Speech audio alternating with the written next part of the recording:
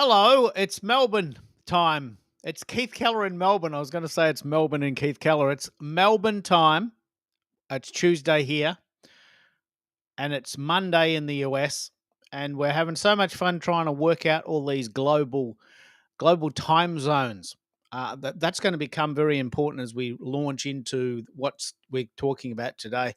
We're talking about uh, how to promote your online events. Now, there's a couple of things I'm going to talk about here. One, are online events still a thing? Do you still want to go to them? And I want to have that discussion. If you do, we've got quite a few strategies for attending online events and, more importantly, running them yourself. So, we're going to talk a lot about that. If you do have any questions at all, I'd love you to make some comments in the chat. And it looks like Zakia is here. And you are very welcome to join us, Zakia. We're going to talk about how to promote your online events. We've got two polls to bounce off with LinkedIn. On LinkedIn, I'll talk about that in a minute. I'm very, very, very proud to say that I have created a 20-part series, 20 parts of all of the shows that we've been doing so far this year. It's April, so I guess we've had a few shows already.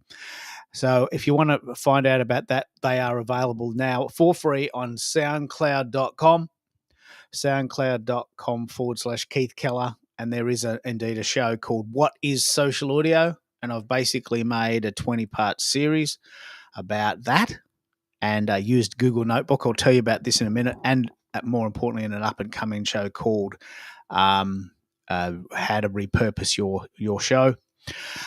We're actually going to talk a little bit about the idea of talking to the rooster, the idea that sometimes you actually do these events and you're actually not sure who's there. You're not sure if anyone's listening at all. And sometimes you just do it for the replay listeners, team replay as they call it. My version of that is the rainbow lorikeets. Lovely bird. Had one of those in my backyard yesterday. And it's a real story. They do indeed inhabit trees and forests, and I talk to them because, there's nothing else to do, really. So sometimes I do that. And my friend Americo says that he does it by talking to the crickets, right? Because sometimes you come to a show, you have no idea if anyone's listening in. I'm going to talk a little bit about the proximity effect, which is, my favorite little hack for making yourself sound better. And a lot of people don't know about this one. And that's all leading up to a brand new idea I've got next week, a microphone special edition of the Social Audio Sound Check. So I'm going to start here with what I'm doing. My shows fundamentally revolve around having guests, and it's not my style or my preference to talk to myself, but I'm going to practice it until some people turn up, if they turn up, and then we'll riff on this idea of having shows. I'm just sending some little links out to people who might want to come later, and I'll get a bit of a sense of that. I'll just send one to Zakia just in case she does want to turn up and demonstrate her Zoom, her Rode pod mic, which I love. And I'm very interested in this idea because I don't necessarily like to talk to the wall. That's not my style of podcasting, and it's very much based on guests, but I'm going to practice. So while we wait for some guests to actually arrive and help me out here, I want to practice this idea of talking to the rooster. Hello, Beverly. Jump in if you want to talk. We're talking about how to promote online events. I'd love to hear your thoughts. I can have up to 10 people on the call. It's quite difficult to do this show on your own and notice all the comments as well, but I'm doing my best. So I'm going to send the file to Beverly, to Zakia, to Jeremy, and we'll just see if we can get some people up on stage. Hello, Emmeline. We haven't chatted for a while. I'd love to hear your thoughts joining in from Denver. I'd love to hear your thoughts on how you're promoting online events. Let me start here. I've got two polls going on at the moment on LinkedIn, and I'll send those to you in a minute. I've only got one brain. I really wish I had three hands and two heads, but I've only got one brain, and I'm right at the end of my limit. But I'm going to send you some details in the back channel. I really probably need a co-host on this stuff now, but I've got two very important LinkedIn polls to talk about. One is what time, or more importantly, what day do you want your show or my show or our shows to be on? And I'm loosely doing that on Mondays to Fridays because I don't work weekends. So I've got a poll there on my LinkedIn page. If you go to my LinkedIn page, you can very much see that. And as I find you on LinkedIn, I'll send those to you directly. As I said, you're very welcome to join in if you want. The second poll that I've got is, well, what do you want me to talk about next? Do you want me to talk about personal branding? I've got a show on personal branding tomorrow. Do you want me to talk about online events? Today's event is about that, and about 20% of people said that. Do you want me to talk about starting your own podcast? Because I know a bit about that. About 20% of people want to know that. Or do you want to know about how to perfect your sound? Right. So about 10 or 15% of people say that they want to do that. So that's sorted out the questions part. What I really want to talk about is that a lot of people say they can't come to the show, or they can't talk now, they're in the car, or they're just listening in and they don't particularly want to participate, but they do want a bit of a cheat sheet on what we talked about for future reference. Right. So what I did, I'm very proud of this, extremely proud of this. I actually went to SoundCloud. I've got a SoundCloud account, and I loaded in some small 5-minute snippets. I've been doing 3 shows a week for about a year and a half, so I've got quite a lot of material. And I picked a couple of highlights, and I created this really cool 20-part series called What is Social Audio? And it's 20 parts that goes from everything from what mic to buy to how to promote your events to what tech to use. It goes through almost everything, right? And it's a 20-part series. I'm very, very, very, very proud of that. And that's available on SoundCloud. But one of the things I want to talk about while I'm waiting for my buddies to come is I want to talk about talking to the rooster. I want to talk about this idea that what do you do when no one's on stage and you've got no one to talk to? Like, I'm not very good at this. I'm just telling you, I'm practicing this for myself. So what do you do? What do you do when there's no one to talk to? There's no one on stage. There's no one listening. It's very difficult. And social audio has morphed into such a direction now that we don't know who's listening or if anyone is listening, right? It's very difficult. So I'm practicing this idea of talking to the rooster. And yesterday I practiced it with a rainbow lorikeet in my backyard. So I just basically went out there and pretended I was having a conversation, and he didn't fly away. So this is pretty cool. And the goal here for me, and I'm not going to turn this into a mainstream event, but the goal here for me is to just ramble enough so that when people turn up, they can come on stage. And if no one comes on stage, then I can't do this forever, probably 20 minutes. So I'd be very interested to know if you've got any questions about how to promote your online events. Without your input, I have nothing. So I've started to notice this is a stylistic thing about my shows. And with Twitter Spaces and LinkedIn audio events and the others, we had quite a lot of interaction from the audience, which allowed me to create a show. But without the idea of interaction from members of the audience, I don't have a show. And a few of my buddies are going, man, keep going. You're doing well. You're doing well. A mate of mine in Canada says that he often finds that when he's on the stage, he's talking to the crickets because he's talking and he doesn't mind talking, but no one's responding. We have no idea who's listening. But let me just jump in and tell you that we have had some comments, and this is pretty cool. Zakia is calling in from Philadelphia. That's pretty cool. Jeremy's there. That's pretty cool. Beverly's there. That's pretty cool. Amelin is there. That's extremely cool because I haven't seen her for a while. Margaret's there, very cool. And Julian is there. So we got some listeners. And we have a winner. We have a winner. Let me just play a funky sound. And now, introducing live from Brazil, Richard Lowenthal.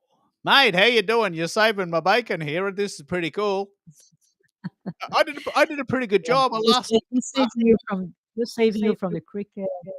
I lasted 14 minutes. I lasted 14 minutes, mate. That was pretty good. I thought I'd last about 10 minutes. Oh, not bad. I'm pretty good at this now. I'm gonna practice. It's a bit like running around the block, isn't it? You know, the first couple of times it feels hard, and then suddenly you run into the city. You did very well. Yeah, thank you. I'm pretty proud of myself. I'm going to I'm going to practice that. But what I'd love to hear from you, because you have, just in case people don't know, Richard is the founder of a very, very cool site called Go Brunch, which specializes in online tech, purpose built for online events. So, mate, tell us about how that's going and how do you promote your events? That's a very good question. Um, I think that in Go Brunch, everything is about communities, and the way that I usually promote my event is just promoting to my community. And I'll say email is number one. I send like newsletters, send out newsletters. I have 5,000 mailing lists, people mailing lists that I can, just notify, hey, there's a cool event coming up, right? And then invite them to join. I have, just like you, Keith, I have a Luma calendar with 500 people, which I'm very reluctant to upgrade, right? Because it's very expensive. I'm just thinking, I don't know if I should do that. But they already reached like the limit, which is 500 people. And what I'm doing right now is kind of just removing people who are not engaging to avoid paying like $60 per month. And in addition to that, I promote on LinkedIn, right? Sometimes I promote, just sending personal LinkedIn messages. And but yeah, that's I think the main ways that I promote my events pretty much is by email or um, yeah, like sending messages in general. I love this discussion. Next week, I'm having a show, and Zakia should come in and join us here because she loves email. Email has never worked for me, never, and that's because I don't like writing them and I don't like getting them, and so I just have this moral objection to email. But apparently, they do work. One of the things that I'm really interested in, let's pick up on this. How do you write your email so that you get engagement? How do you write them so that they sort of get a result? I think every person has a different style. And my style for emails since the 90s, it's like a very short and personal message. Um, I think that I was kind of influenced by a book that I read where everything was about, you have to personalize. And I think that definitely resonates with me because I don't like communicating to the masses as they feel like they're just a number. I want them to feel special. And as much as I am sending like, sending out a newsletter to a lot of people, I just want to make it personal. And my messages, I usually write very shortly and very, very objective. They are very objective. It's like, hey, Keith, I'm inviting you to my show. It's tomorrow, this date, and I hope you can join. I'd love to see you there. That's it. Like that's the kind of message that I usually send by mail and usually gets more results when compared to when I send something like with an image or something more comprehensive, right? And that's the kind of message that I think kind of outstand me out from the crowd. Yeah, and so obviously this is a very good point. We're talking about promoting online events using email. Now let's just dumb that down a bit. You actually personalize the email. You're not sending an individual email, but how do you personalize? Not every site allows this. Luma doesn't allow for this. Luma doesn't allow you to say, "Hey Keith, thanks for being part of the community. We have an event tomorrow." It just says, "Hello everyone." And then you go, "Oh yeah, well this is just a generic me. I'm just one of everyone," right? Can't personalize Luma in emails. But what site do you use that allows you to personalize it? Because I agree, if you get an email that says, "Hello Keith, we got an event tomorrow. Why don't you come?" Hey, that was nice. Did you send that just to me? And you sort of know that they didn't, but it feels like they did. So what type of email service do you use for that? I use a very simple email marketing service that actually the founder is not even providing maintenance anymore, which makes me feel a little bit concerned. The name is Crowd Power, but it makes the job. I just personalize the name, and I can manage the list and everything like that. Now I see some messages here that are very yeah, like a little bit controversial. Put your message in ChatGPT. That's why I talk about style, right? Like I don't like much to use AI for writing my messages. Um, Usually, what I do, either on LinkedIn or by email, what I do is I write myself with my own words, and after that, I ask GPT just to review grammar and maybe replace one word here and there, right? Because these days I feel like it's very, very easy to identify when it's written by GPT. I don't know if you guys are on Reddit, but on Reddit, people criticizes all the time and say, "Oh, you are AI, you are AI." And it seems like people are getting very easily like some special characters or specific words that it's written by the AI. That's why I try to write myself. Say, hey, how would you communicate this to a friend of you, right? And that's what I start to kind of um, figure out. Yeah, I agree with you, Beverly. Text is the way to go. Yeah, I think, yeah, and even like if you use text in your emails, right? Like that's a good tip. And what I typically do, Keith, is this is also controversial. Some people say you have to keep your mailing list as big as you can. Some people say keep only the people who are engaging, right? And I try to do a mix of both. From time to time, I kind of filter my emails and I remove people who are not reading, who are not clicking. And I don't know if it helps, but yeah, like, I have decent reading rates or click rates, and I keep it this way. One more way that is very effective is sending message through LinkedIn, right? And we can automate that. You can send personalized message on LinkedIn. It's really really cool. It's a very effective way for you to invite person individually. I'll get to email in a minute. Sorry, I'll get to LinkedIn in a minute. I think I wanna pick up on email because my gut feeling is it's never worked for me, and I feel like I'm living in a parallel universe because people tell me that email works. It's never worked for me, never, and it's a lot of work, and I don't enjoy it. And so it's all the wrong signals. It doesn't work. I don't enjoy it. It's hard, and it doesn't work for me. But let's pick up on this. Americo, how are you promoting your events? I'd love to pick up on this, give you some kudos. We did an amazing event last week. I think we're up to 15 pieces of UGC at the moment, user generated content. We're rocking it, aren't we? We are rocking it, and thank you for bringing me up on stage. Yeah, I'm in the same wheelhouse as you are. Email has not been kind to me, and this is coming from both landscapes, both as a consumer and as a business owner. I Maybe it's just where I spend most of my time because I'm in the weeds and I'm helping businesses uncover and pick out pain points. Uh, I find that the email marketing, when it's done ineffectively, I, I have a tendency of just wanting to critique it and kind of just toss it out. Anyway, overall, I'm looking forward to that show. I'm hoping that someone like Zakia or anyone who comes to that show can preach to the point where they convert me. I know that it's my offer doesn't come with flashy discount codes and all that lovely jazz. And I'm also reluctant because of cybersecurity. We're now told to be cautious with all these phishing links. So when I see an email, even though it's addressed to me and it's personalized, if I don't recognize who it's coming from, it's gone. It's deleted.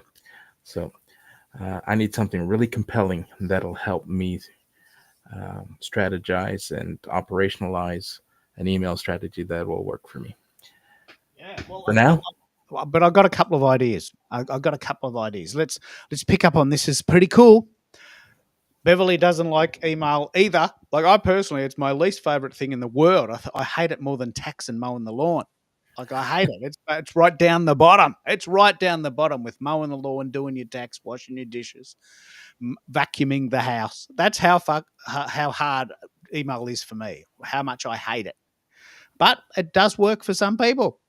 But I tell you what really works well is what we call an autoresponder series. This is such a cool idea.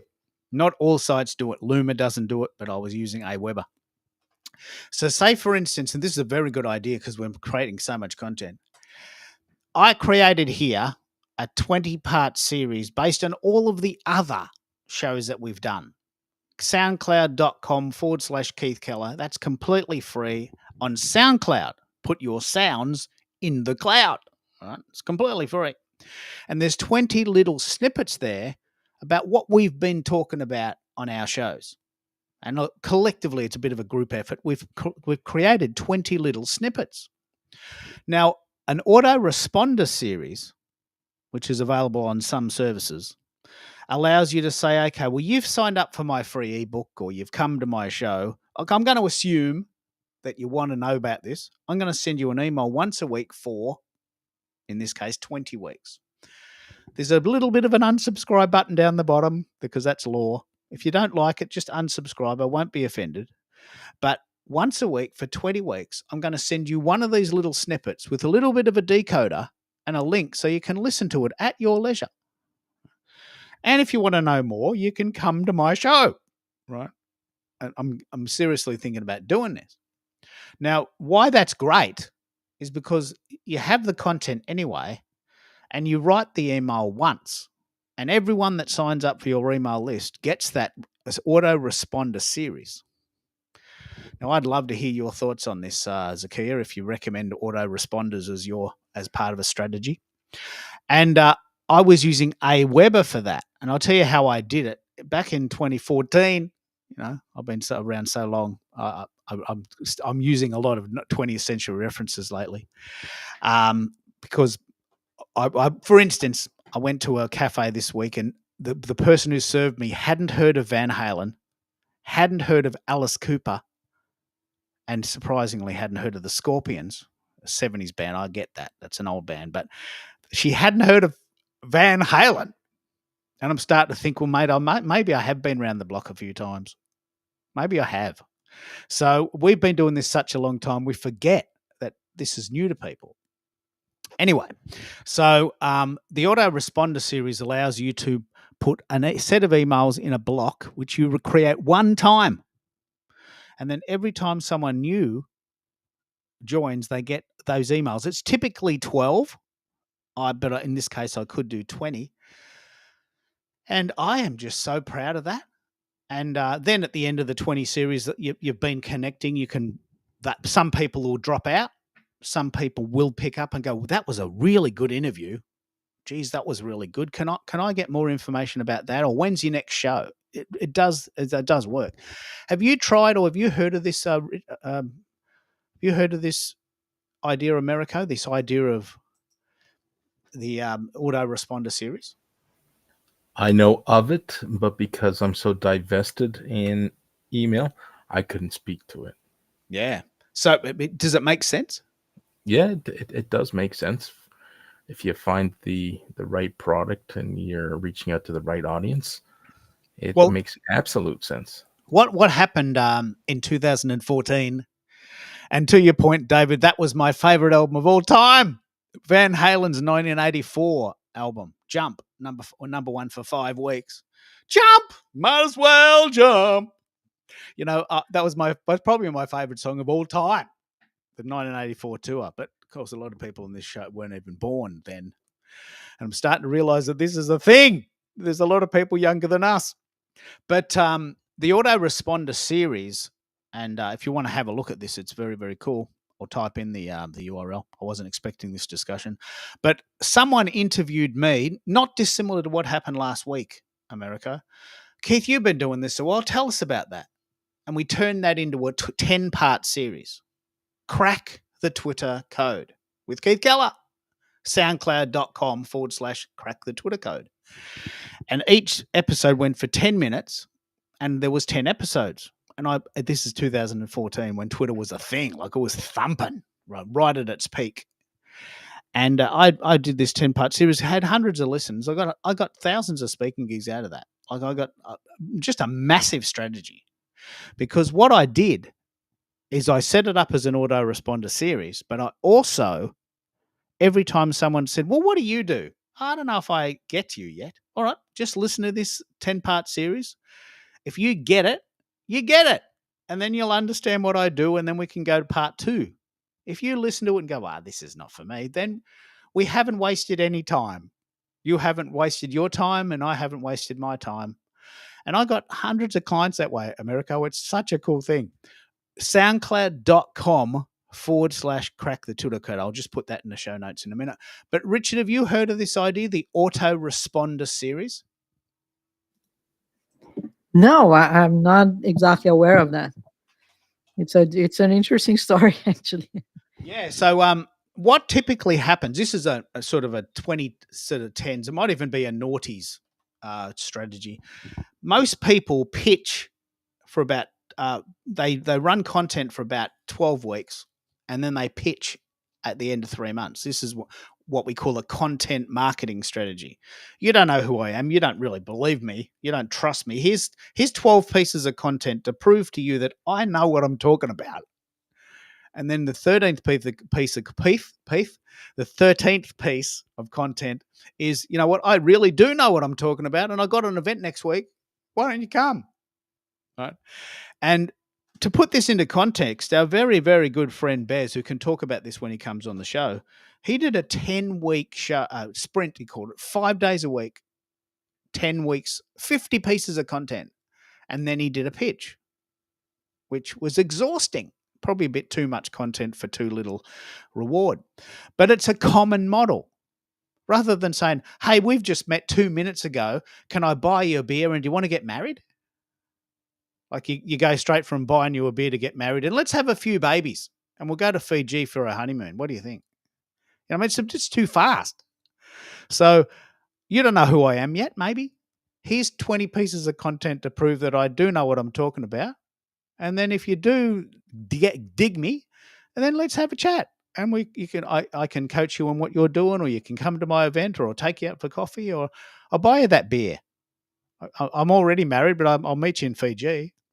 So it's just a really soft way to promote yourself without being too sort of spammy. I'm surprised you haven't heard of it, but Richard, does it make sense?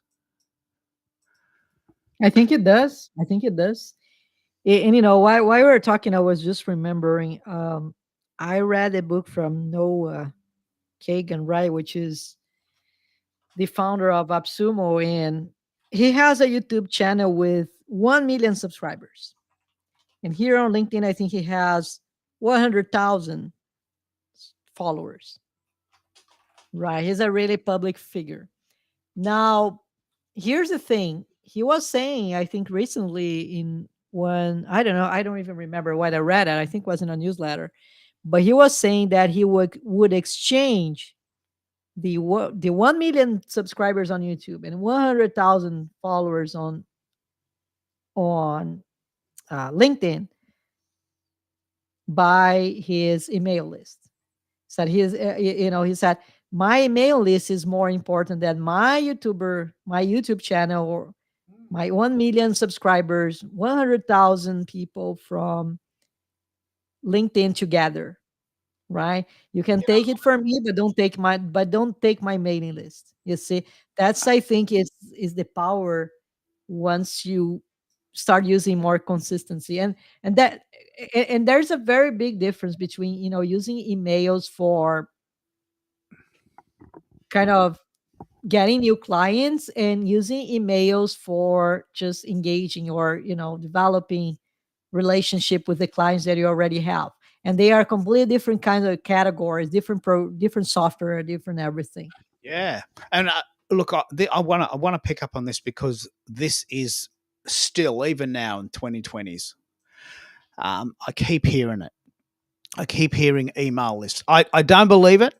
I don't want to discredit my friends, but it doesn't work for me, and I just cannot understand how it does work for other people. But it keeps working for them, and I want to hear that why it works, and we can try it. So, we've got a question from the audience, and that is, what are the least expensive email list programs? Now, I can work you through a couple, but you've got one, Richard, that's so inexpensive that they're not even in operation anymore, Yeah, are if they? you want to get an expensive software for that, just enter appsumo.com and search for email marketing or cold email, right? And you'll find lifetime deals starting with, I don't know, $70, $80, and you pay once, use forever. That's what I did with mine. That's my suggestion, right? Start with AppSumo because it's exactly suitable for small entrepreneurs like us. Yeah. So rather than paying a monthly fee, you find a deal and pay one time, and it'll just last for a very long time, right? Yeah, yeah. I don't know if the kid's here, but yeah, she definitely has a lot, probably, right? And I know there are many software out there, and you just have to find one that is suitable for you. Yeah. And again, I think the secret is not a software, right? Like the secret is it's your content and the way that you are spreading your message. I think that's the thing. That's right. The software is just the vehicle, but it does cost money. And yeah, like the expo, Keith, like we had 400 people, probably 80% of them they came from my newsletter. 80% of all yeah. the attendees came from my email newsletter. Well, Rich, Americo, I'm gonna mention some that I know, but what do you use, and have you heard many others? What do I use? I used Luma for a while, and the open rate was atrocious. And my domain provider has an integration. I couldn't even tell you what it is. My list is embedded and has anyone who comes in naturally through my website. But those are the two that I've tried, and I've had no luck. Yeah. Let me pick up on this. I'm with you, man. I really want to hear both sides of this story. So you're right. Privacy is a fundamental issue with email. Somehow, out of nowhere, I'm getting 10 emails a day to sell me the latest app solution, or do you want solar? I get 20 phone calls a day and 20 emails. This is why I personally hate email. It's right down the bottom with mowing the lawn and doing the dishes. It's an atrocious burden on my life, to be honest. I could live without it. But it does work, apparently. So if you want to see Luma in action, which is lu.ma, I want to talk about Luma, but I can also talk about others. Luma, lu.ma, which is a very cool way to do that. What it does, this is a cool hack, because one of the things about building your email list and why this is so hard is you have to give away something for free, what we call a lead magnet. And it has to be such a compelling thing that's worth people giving their email address. Now, you think, well, it's just an email address, but it's not just an email address. It's an email address to an unknown source that could spam me forever. Right? It's worth more than money. Like, my email is worth more to me than the money. I mean, I'm not giving my email to anyone. But if the compelling offer is there, I'm going to give you a free Ferrari. All you need is your email address. Well, okay, you've got my attention now. But you've got to give them something, right? So with Luma, this is why I'm making such a point of this. Everyone that signs up to come to one of my events goes on a list. Right? Now, my assumption here, and I'm just letting you know how this works, my assumption here is if you've come to one of my events, my gut feeling is you probably want to know about other events. And if you don't, you can easily unsubscribe. There's a very big unsubscribe button on every email. But my gut feeling is if you've subscribed to one or more of my events, you probably want to know about other events. So once a week, I send out an email to say, hey, we've got some cool events coming up. I've got 180 people on that list. And about 64% of them open that email. But guess what? Very few of them come to the show. So what am I doing wrong? They're opening my emails, but I'm not writing the compelling copy that gets them to take action. So there's two very important stats that Luma gives you. One is how many people opened your email and how many people clicked on the link that you provided. Now, not everyone provides a link. Sometimes they send emails just as a generic, hello, how you doing? Here's a bit of a story to tell you. And that's good. Do it that way if you like. But I want a result. I want more people to come to the show. I want more people to listen. Right? And I found, like you, Americo, that email is the least effective mechanism for this. Right? And I'm very open to suggestions. I just think I'm probably writing very badly. I don't know. What do you I think? don't think it's writing. I think that probably you're using the wrong metrics. You shouldn't get just clicks or views. You should get replies, right? That's one of the things that I do, right? Think about, you are very good at messaging on LinkedIn. I've never seen someone like you send images. Chatting with you on LinkedIn is like a storytelling, right? You're always It's an event, isn't it? It is an event, right? You have to do the same with email. That's the thing. It's not like just one way, right? The email is like you send a message, just like a letter. Think about a letter, right? You send a letter, you may expect someone to send you back a letter, right? And that's the thing. You have to kind of create a very, a powerful hook and say, hey, be very authentic and vulnerable, right? Say, hey, by the way, do you think this is something interesting? Or because, I really want your honest, your opinion about it. It's been a while that I don't speak with you. Anything like that, right? And then you will see people start to engage. And then you say, by the way, I have a show this Tuesday. Yeah. Actually, this is very cool. Sue does this. And jump in, Sue. I'll give you the link in a minute if you want to speak. You can plug your mic in this time and we can hear the difference. I'm joking. She's got the same mic as me, but it wasn't plugged in. And I've got a graphic for that. We'll talk about that in a minute. I'm not shaming people on this show anymore about their sound, but what you're making, that point there, Richard, is very, very valid. And sometimes about 3 or 4 of the 180, and this is a stat that I can't quantify, but I can measure it manually. Every time I send an email to 180 people, about 3 people email me back a response. Yes. Yes, I did get your email. Yes, I'll come on Tuesday. Good on you. See you then. Just like a little chat with someone in the street. It's very personal, isn't it, Richard? It's a very good strategy. I might try and send my emails with the express desire to get replies via email. Yeah, I think that's it, right? Just make something short.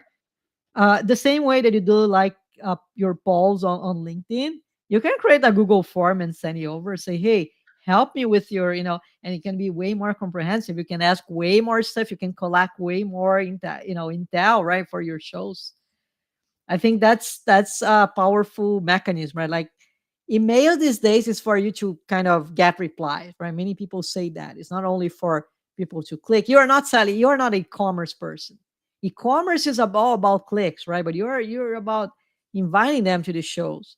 And yeah, try to get replies. Just do like one simple question. Show your vulnerability, how vulnerable you are, and yeah, engage with them this way. I think it's a nice strategy for to try, right? But I think it is hard, right? I hear you in America, right? Because the same way that you say, yeah, email is not for me, I say that many different marketing strategies are not for me, like SEO. I don't think SEO is for me, right? Like, I know it's powerful, it works. And I already, I was able to rank some articles on Google, but I don't, it's too much work. It's not for me, right? I don't feel like I have this sense of engagement or anything like that. Yeah. Yeah, but if you want to, insist a little bit and think about the engagement part of it, and just do something very simple. Yeah, I love this. I love this. I'll pick up. I want to run the email strategy first because I'm running a show next week called "Are You Getting My Emails?" I keep sending these emails and no one's responding. Is this a waste of time? Because I feel like it's a waste of time. And look, I don't mind wasting time if I'm enjoying myself, but I don't like email. I don't like emails. I don't like sending them. I don't like getting them. And it feels cumbersome to me. It feels boring, But if it works and it gets more people to the show, I will do it. Are you getting my emails? Are you getting my emails? So that show's next week. So Richard, for some reason, you've lost the signal on your image. So that's an idea. I thought it was just for me. I'll upload again. Let me But see. what I want to pick up on, and then I'll run the room, and we've got plenty of room to have people on stage. What I do, I want to pick up on LinkedIn. We can talk about other strategies in a minute, but I want to talk about LinkedIn. So LinkedIn has like a whole folder full of strategies that you can try that most people just don't know.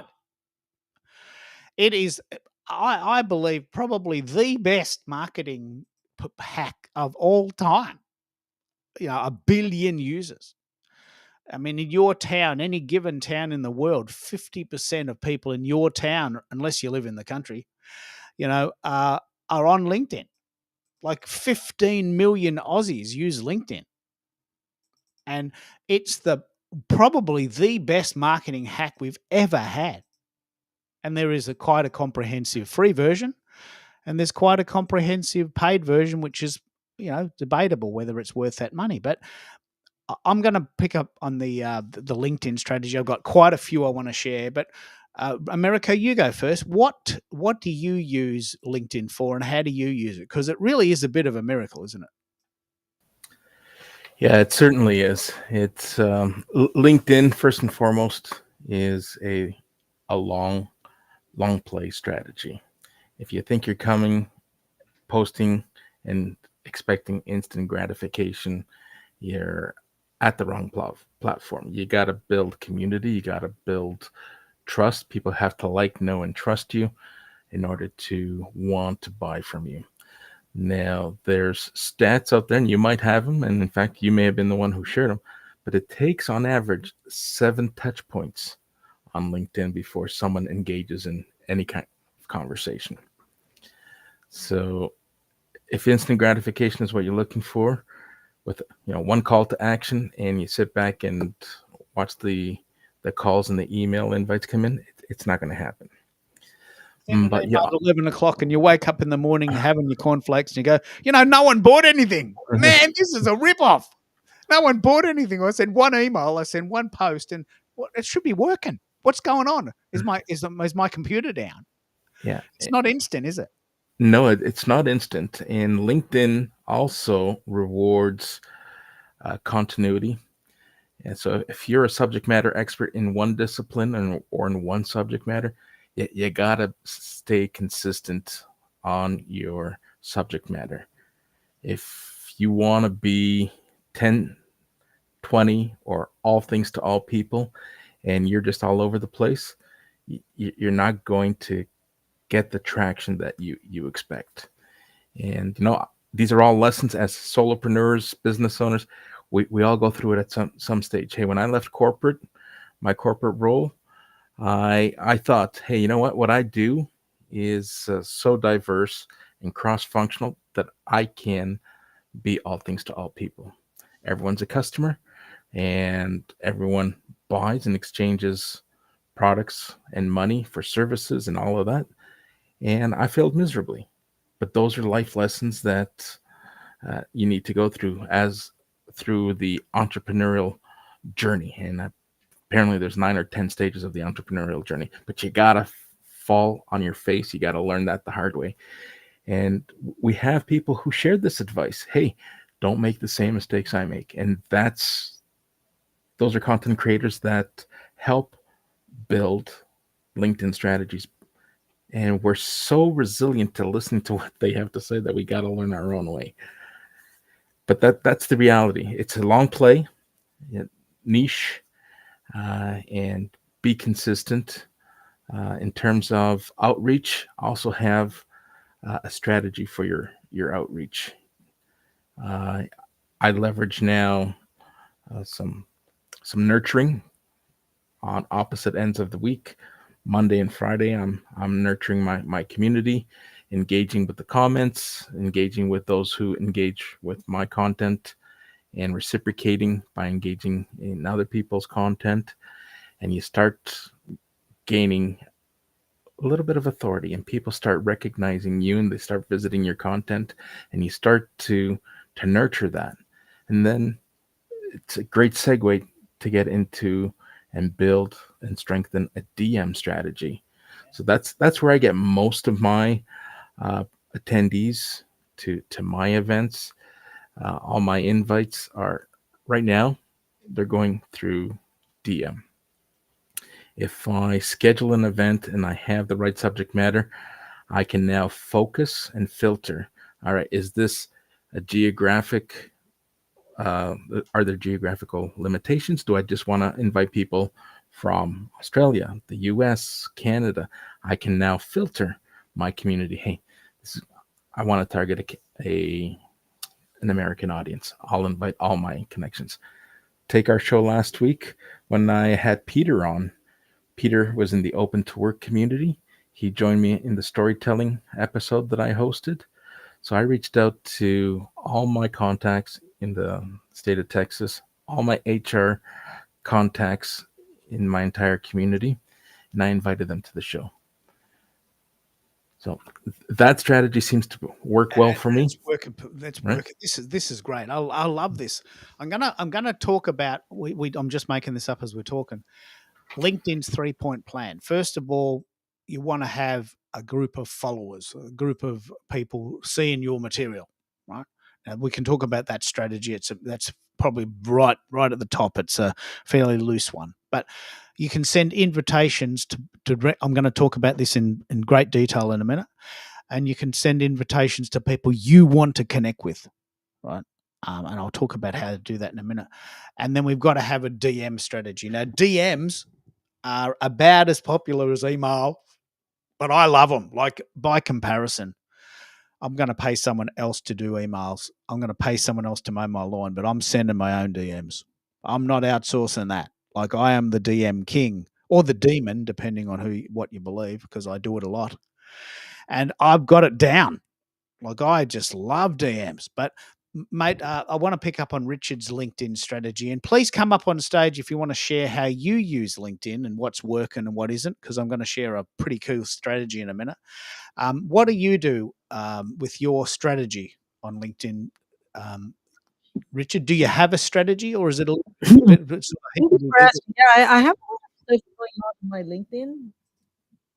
The first one is I write content every week.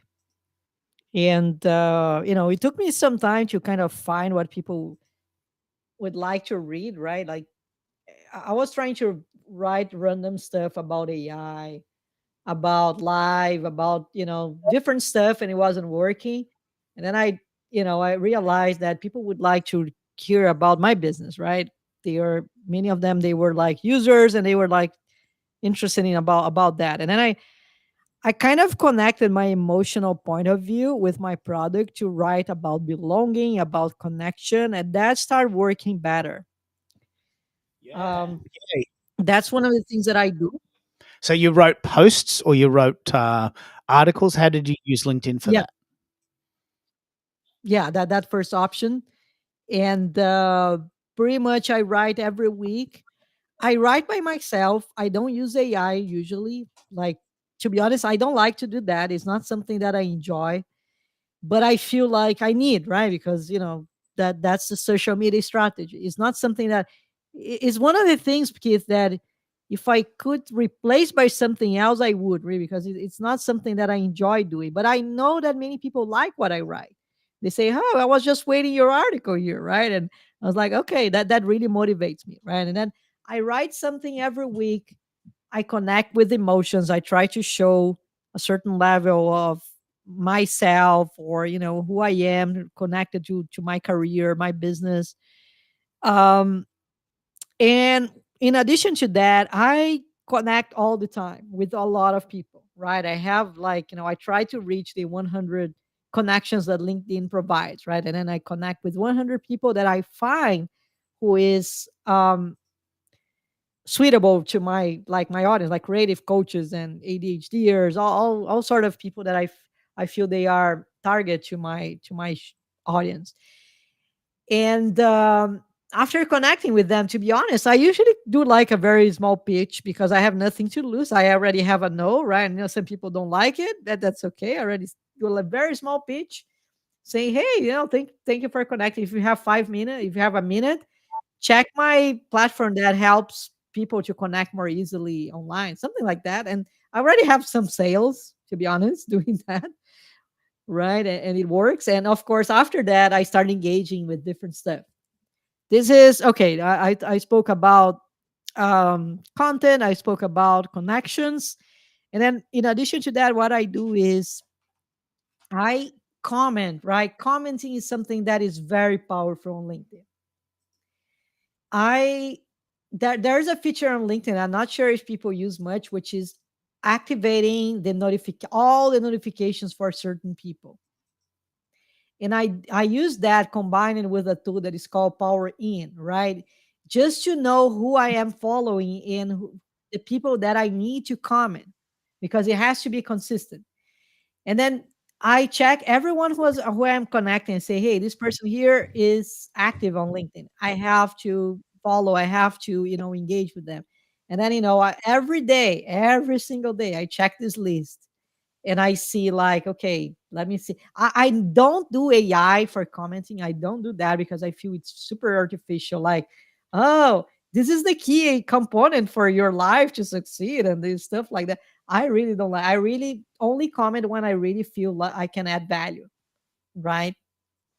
And yeah, that's the commenting is very powerful. And Power In creates like a list, and I check every week this list of kind of creators. And then I see, okay, I start commenting each one of them. Many of you guys are in this list, right? And of course, it helps me to track what people are writing. And yeah, that's one of that. The third one is attending events. You have to attend events for people to kind of attend your event, right? And it's very important. And many people, I'm friend of them. I love to, I love their content. I like to be there, and I attend their events. And right now it's a little bit more difficult than before with audio events because they cannot see me and I have to comment, right? Then I comment on their events. And the last one is a show that I have with Kenyatta with his rocker brand, right? Which is really cool. Um, I have every 2 weeks. We are still finding our way, but the last one was very, very good where I have a panel and invite 5 people that I don't know, that I never spoke before. 5 people that I never spoke before, but they are connected with me. And then, that's the reason I do the panel, right? Because I already engaged with a lot of people on Go Branch, right? Like Mike, like Lakia, but some people who I'm connected with, I've never spoke before. And then I do this show, right? And just the last one is I have some shows with Margaret, right? Which, like with the jam, and I just help her with a lot of stuff. And yeah, that's it's super cool because she has a really cool community. I love to be with them.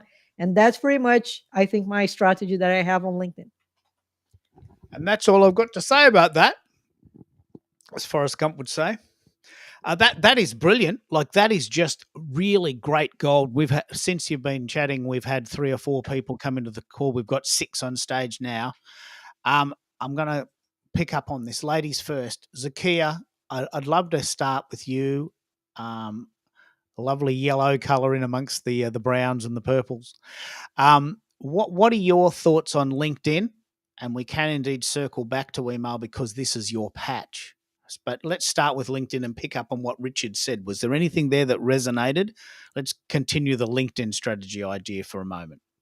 Yeah, I would say, well, good evening, everyone, or afternoon or morning, depending on where you are. I always forget we're international. And so for LinkedIn, I hadn't taken it very seriously until like maybe the last year when I started to actually get business from posting on LinkedIn and being on shows like this. So one thing that I have found and something that I wasn't doing before is something that Richard mentioned in terms of not just connecting with people, but clicking that notification, and really making sure I turn that on for people that I'm truly, truly interested in so that I don't miss it and I can engage with them. And then I find that they are tagging me in their post because I have engaged. I think sometimes with social media, we forget what it was like to play on a playground as kids or in the sandbox. And the same things that you're expecting from other people or you would like to receive from other people, you should also model that in your behavior to them. So I really resonate with that. And sometimes social media makes it hard with whatever is going on with the algorithm and staying up to date with people that we actually connect with.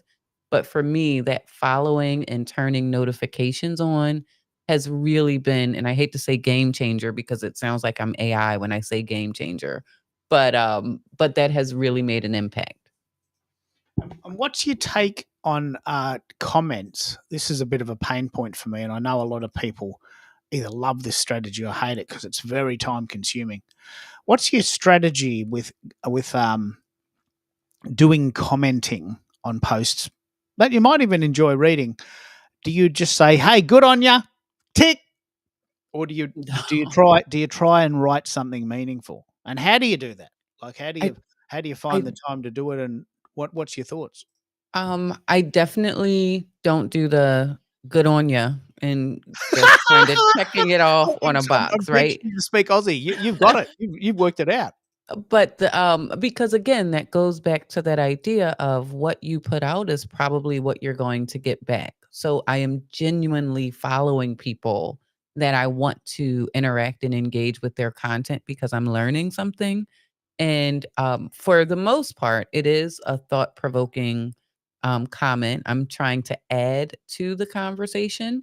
However, I have tried using the AI auto commenting when I was on some things that I didn't realize were against the terms of service on LinkedIn, and then I quickly stopped that.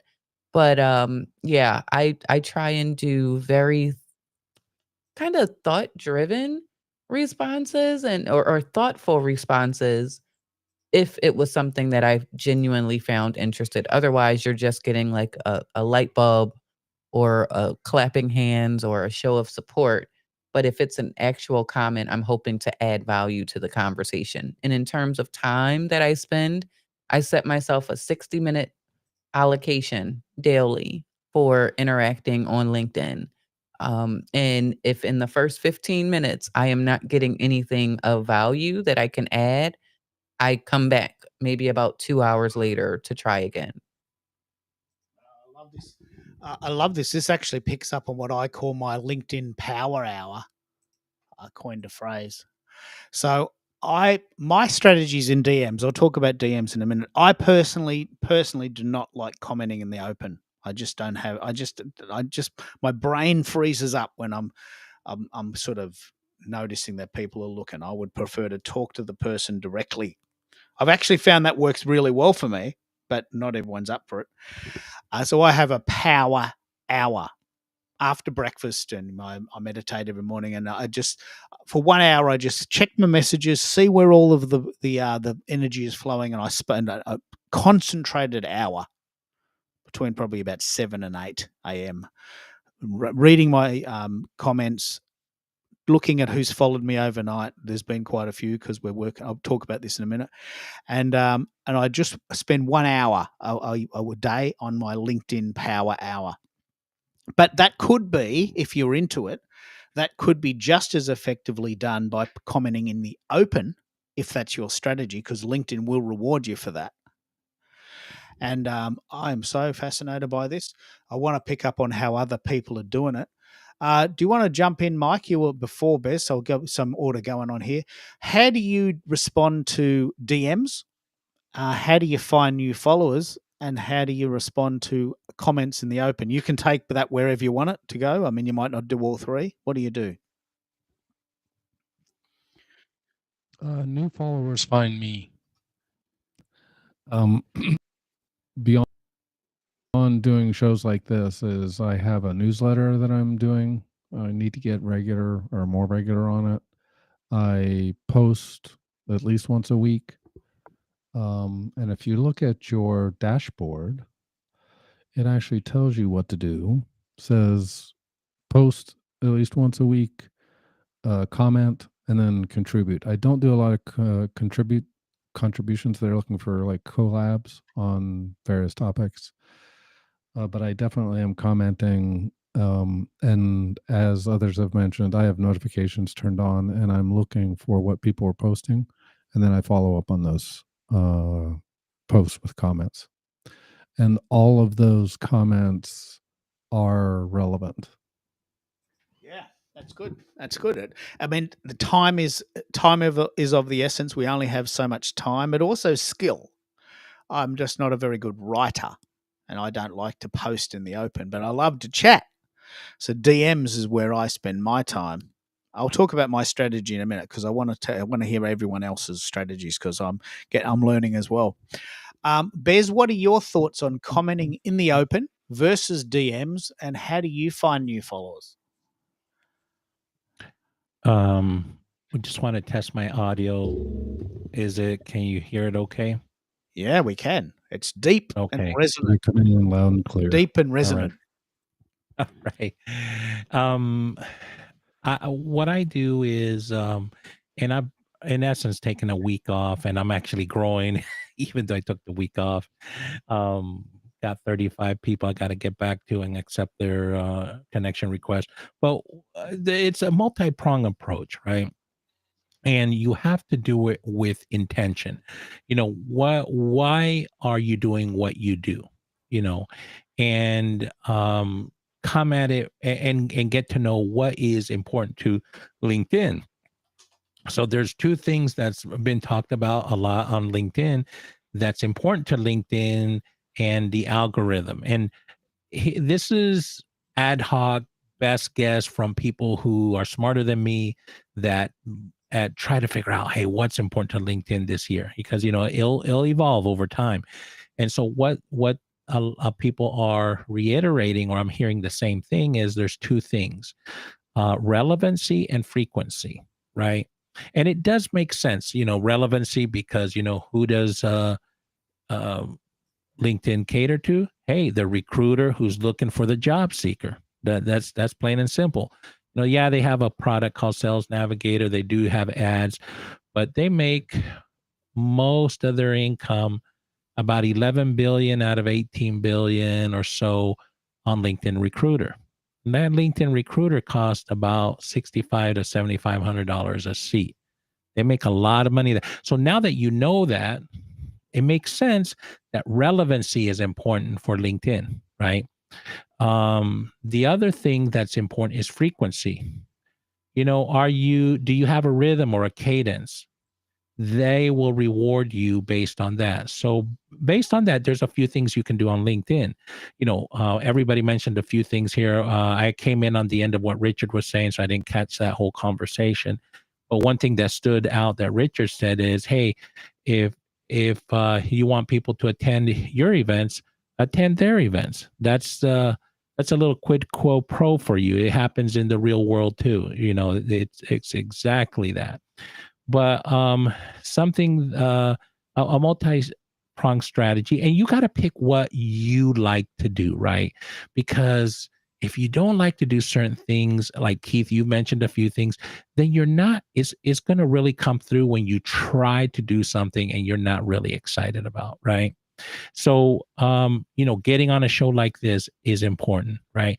Hosting your own events, right, is important. Is a strategy. Doing a post or using the vertical video and trying to get featured on that video tab is a strategy. Newsletters, Mike mentioned.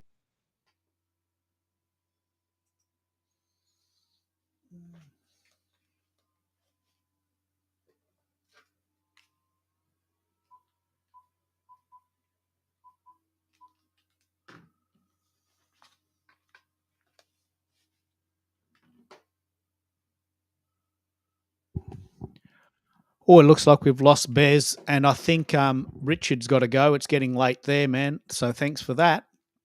Let me continue with our normal scheduled programming. I think everyone's had a turn. I'll talk about what I do later on LinkedIn because I really, really, really want to hear what everyone's saying. But Zakia, you've done quite a few shows about email marketing, and can you please tell everyone in the room about those shows, but why you love it? Because I just have not found email works for me, and I can't work out what I'm doing wrong. Why is email so cool, and what do you do that works so well for you? Can you hear me? I can't tell if you can hear me or not. Yeah, we can. Yep. Oh, okay, great. Why do I love it? I think because I was bitten by Periscope and losing all of those followers. I think I had a real world example of what happens when you don't own your list. I think I've shared on this show that I was at about 75,000 followers on Periscope when it shut down like overnight. Like it was like you got 30 days, and trying to get all of those people on a list that I didn't have was really a terrible experience. And so you can hear it from a bunch of experts saying the money is in the list or your list is an ATM, but until you actually have an experience, you might not buy into that. So that was why I went all in with email. And then I have two very distinct audiences that I'm marketing to. So if you're not seeing the results, it could be that the people that are getting on your list aren't truly your ideal audience that you would be speaking to in your regular emails. And it's not all about sell, sell, sell.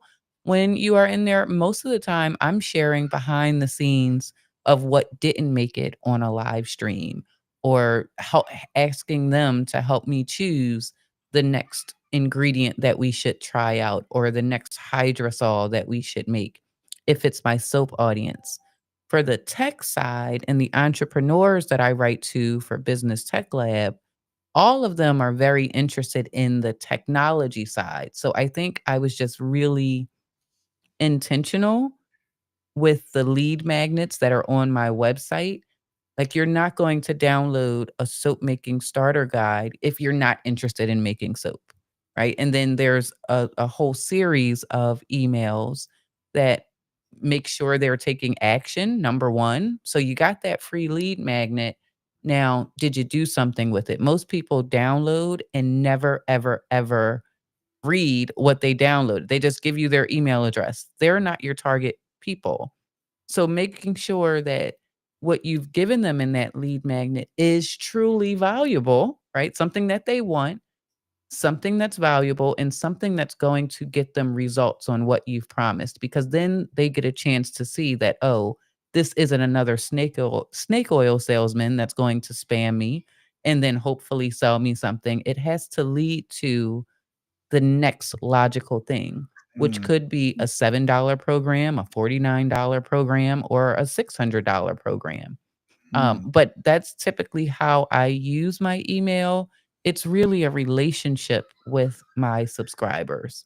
With a very specific end in mind. Correct. Yeah. What you mentioned there with $7 is a very cool strategy. It's what we call the tripwire. I don't know if you've heard this phrase, Zakia, or if you use another word, but the difference between downloading something for free and getting someone to pay money, there's a huge chasm there, like huge. There's a huge psychological chasm between downloading something for free and actually paying money. And so there's a sort of strategy in marketing called the tripwire, which is, look, it's just $7. It's $7, and it's really good. And it just begin the journey with me. I've got other things to sell, and we can talk about that later. But this really cool product that's $7. It's probably the most important part of the journey. Have you been doing much work in that zone, the $7 product? Do you call it a tripwire? You know what I'm referring to there? Oh yeah, for sure. So people are more likely when you offer that free downloadable, the very next screen is typically the thank you screen. And then typically I'll have a video over it telling them what they're going to get in this limited time offer. And it is limited, where they can get something that's complementary to that will help them take action faster, because because that's also going to help me segment my list. Remember, we talked about the freebie Fionas before, right? Or the looky loos. I know instantly who my freebie Fionas are, which need to be treated very differently in the email versus those people who are willing to take their credit card out and spend $7. Because if you're willing to spend $7, you're willing to spend 7,000. Yeah. And if you're not willing to spend $7, I've got a couple of. I want to riff on this. This is actually very much related to the process of marketing, whatever we have. If it's an event, if it's et cetera, it's all related. So we have this concept called the freebie Fiona. Do you want to talk a little bit more about that and why it's very important that you identify those and treat them differently? Yeah, you coined that term, but I am very, very in line with it. And I think this is where most people struggle. People that watch you are not absolutely going to buy from you. 90% of them may never buy from you. You might have just shown up in their feed. They'll come to all of your shows. They'll read every blog post. They'll like everything that you post on social media, but they will never buy. And being okay with that and knowing that it's really good to understand. The other portion, which is your true audience or your true fans, the ones that do want to consume what it is that you have, that's when you're going to go on a very different ride with them.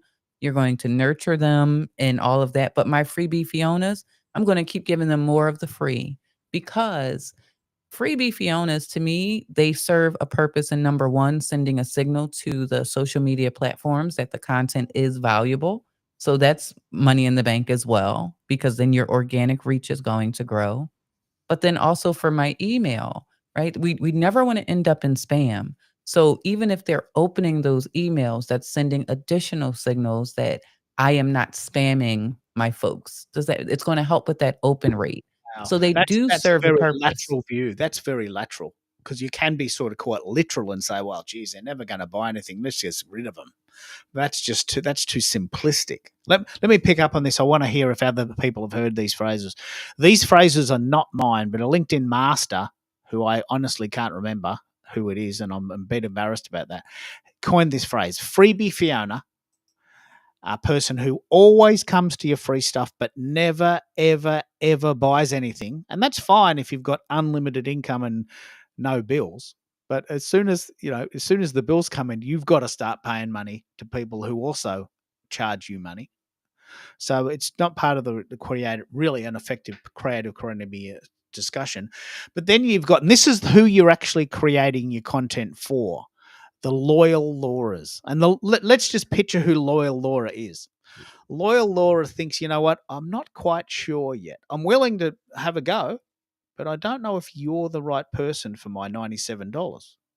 I've got $97 I might want to throw at this, but is it you Or is it the guy in Spain? Or is it that really lovely person living in Vancouver? Or is it that really funky person lives in a cave in Tasmania? I really like her, but does she know what she's doing? Right? So this loyal Laura person, this persona, what we'd call an avatar, is thinking, I have money to spend, and you have to prove to me that you know what you're talking about. Right? So if you spend too much time begrudging the freebie Fionas, you're not actually going to talk to the people that say, mate, I'm willing to spend. I just don't know you know what you're talking about. If I need a new mic, I want to try the Zoom and the Tascam and the Rode and the Sennheiser and the Shure because they're all good. I want a mic. I just need to know which one I want. I'm not just trying them for fun.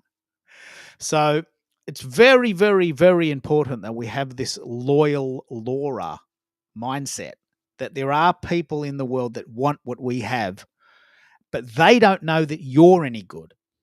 And that's why content marketing is so powerful. It's our job to prove to them that we know what we're talking about. We know that we know, but they don't know that we know. Now, does this make sense, America, or am I just talking around in circles here? Oh, this makes absolute sense. And I think it's part of the entrepreneur's evolution as well.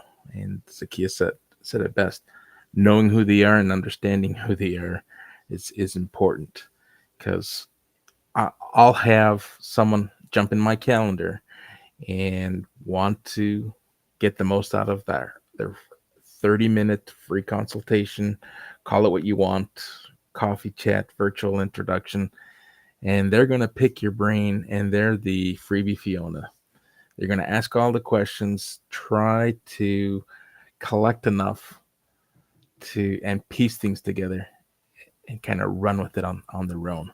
And there's people who do that. They'll jump on a call with me. They'll jump on a call with Michael. They'll jump on a call with Bez. And between the three of us, they try to scrounge together a strategy. Those are where I see my freebie Fionas, because I'm offering a service. I don't have a tangible product. They will jump in my calendar, pick my brain, and bid me a farewell and a great afternoon, and away they go. Can I jump in on that one? Because Please. I think there is value in them too, because they should be leading you to what your next piece of content is, because you're getting value. What are those questions? And I would maybe shorten my consultations to 15 minutes instead of giving them 30 minutes. And then the last thing that I was going to say, and I'm kind of losing it as it's right there on the tip of my tongue. Your consults being shorter. It'll come back to me. But there was something I wanted to mention about that with the free. Oh, they don't value their own time, right? If they're willing to jump on 3 different calls, that tells you if they don't value their own time, they're never going to value yours. So you shouldn't be giving them that much time. Yeah, I just love this. There's Now a psychology too. Yeah, Keith. jump in. There's a psychology in that $7. I don't know how to explain it other than to say, and this kind of is tangential to what Zakia was saying, is they don't value free, value $7 and right. So I think one of the things I'm going to look at is offering that a version of that $7 offer, right?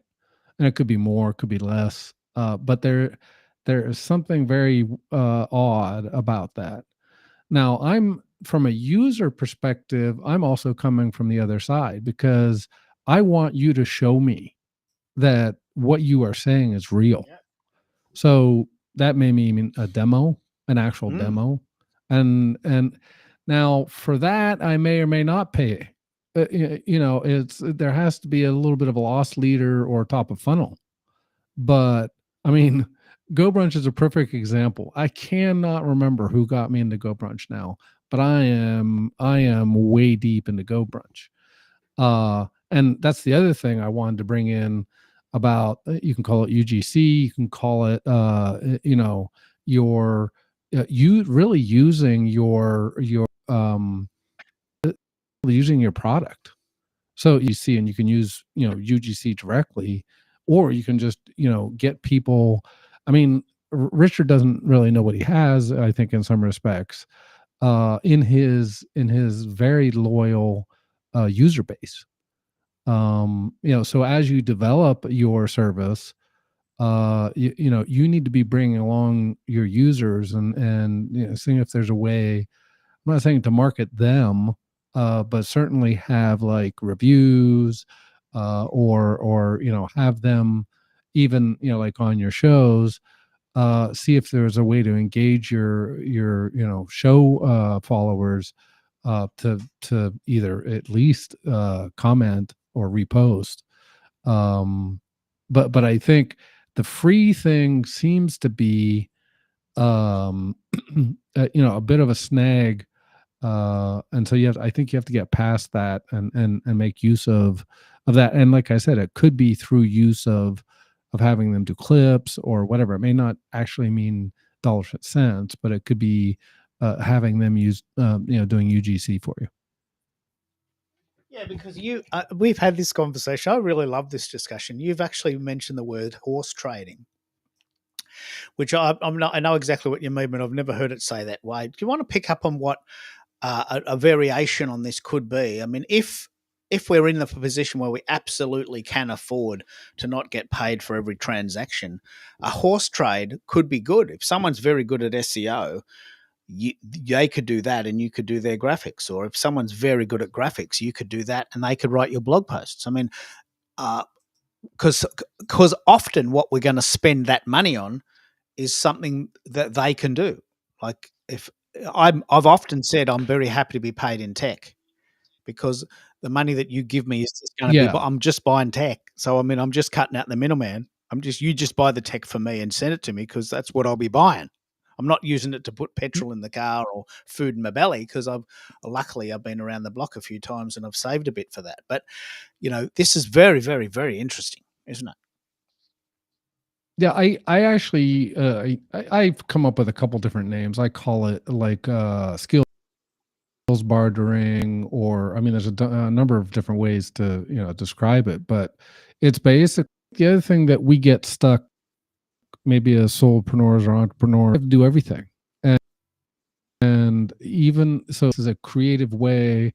If you don't have the capital, and if you don't want to raise it, this is a way maybe of at least getting, lifting yourself a little bit with others. And then the other concept here is all boats float, right? I mean, you're helping them, and you're helping yourself at the same time. So yeah, no one values free. That's absolutely true. So I think there's creative ways of, building, for lack of a better word, a solopreneur, and where you can help each other grow. And I love this idea. It's a little bit of a dirty topic in some circles, but what do you think, Bez? We've got you back. Have you heard this phrase, horse trading? And do you sometimes trade tasks for time, or do you prefer to be paid with cold hard cash? Well, I've done both. So sometimes you got to do what you got to do, and sometimes it's a win-win for both parties. So I'm open to horse trading, and I've done it before, especially with people I trust and friends. It's you're sometimes in a place where it makes sense just to do that. So yeah, very familiar with it. I've often said to you that I would be happy to be paid in tech, because I can tell you for sure, if someone pays me, I'm not using that money to put petrol in the car. I've worked my lifestyle out so that I can pay my expenses. But if someone says, "Mate, I'll buy you a Zoom P4 if you can tell me how to get more," and I'm putting this out there, I'm just putting it out there right now. I'll buy you a Zoom P2. They're $175.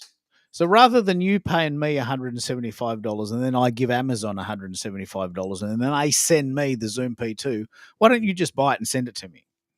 Right. Cut out the middleman because that's what I'm buying with it. Right. So I've had this discussion that I would be very happy to be paid with tech. And my latest acquisition purchases, my desirable outcomes are I want a Shure SM58 and I want a Zoom P2, which is a little mixer the size of a cigarette lighter. So cool. I mean, it's so cool. Big cigarette lighter, admittedly, but mate, I'm getting one anyway. So if I'm having a chat to someone, just cut out the middleman. Just send me one of them. So the idea of horse trading makes a lot of sense to me because I'm an entrepreneur, a solopreneur, and I have to do everything myself. And quite often, I'm just simply taking the money you're giving me and paying someone else to do it. Right? It's not going towards general expenses. Right. It's not going. It's just paying someone else out in the ether. So why don't we just get that job done as part of a trade? I want to have this discussion because it is a bit of a dirty topic for some people. They have a very strong objection to it. And some people do need money to put petrol in the car and feed their kids. I get that. Luckily, we're not in that position. But Zakia, have you ever considered the idea of horse trading? Or do you sometimes still do it? Or is that an old-fashioned concept now? We got you Yeah, there. there's been several times where I've done that, like trading because I'm not a graphic designer, so I'll trade some of my services for a graphic designer to do some things. So yeah, I have done it, but just not as frequently. Yeah, I'm really impressed with the idea of it. And Mike coined a phrase there, the horse trader. And the truth is that we sometimes have tasks that we don't value. Like someone, if I was to go to someone I didn't know and ask them, can you do a graphic for they might charge me $100. Maybe, I don't know. And that's because that's their time and they don't know me. But if I said, well, look, why don't we have a chat and I'll talk to you about how to build a website. And in place of that, can you do a graphic for my next event next week? Oh, well, that seems like a reasonable trade. Let's just do that. No money changes hands, but we each get something out of it. I just love this. Americo, have you had this discussion or this thought pattern occur to you too as a way of getting things done in a sort of a reasonable way? I've had an organization reach out to me. It was a tech startup, and they wanted someone to look after or nurture their customer success, their onboarding, and their customer experience, but they couldn't bankroll my fees. So instead of horse trading, because they had nothing that I could make use of in exchange, they offered equity. Now, this is a tech startup, which may or may not become something. I ended up turning it down because I just didn't see, I saw more of a risk than anything else. Yeah. It was a social media platform, and if it goes live, it can just fizzle out in hours and not gain any traction, or it could take off and be, the next TikTok. But I backed out of it because the risk was too high. Yeah, let me pick up on this. And hello, Jeremy. I want to have this discussion. I'm coming back to this discussion. A friend of mine, a person that I actually know, had a guy come to him in 1997 and say, look, I'm starting this company, which I'm going to call Seek.com. Seek and you shall find. It's going to be an online job board. Right, this guy was a career counselor working at a university as a career counselor helping kids get jobs. He goes, oh, well, we read the paper Saturday mornings. That's what everyone's doing now. He said, I can't see the point of that. I can't see the point of that.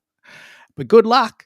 And he said, well, here's the plan. I need $100,000 to get this up and running. It's 1997. I want 10 people to give me $10,000 and each one gets 10%. 10% of what we make annually and 10% of the company's value when we sell it.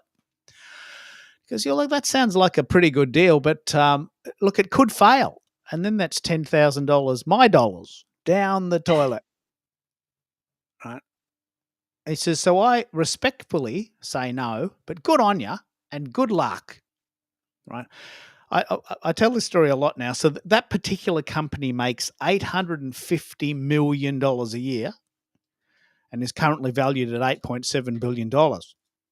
And my friend was having a coffee with the founder in 1997 and said no. Right?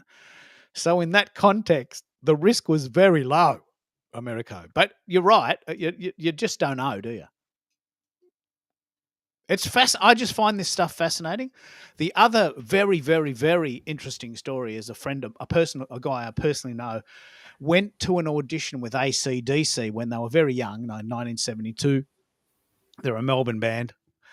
And he went to an audition. He says, nah, you guys are not going to get anywhere at all. I mean, I'm just going to go and join a cover band and play weddings. Right? AC/DC, arguably the most famous rock band of all time.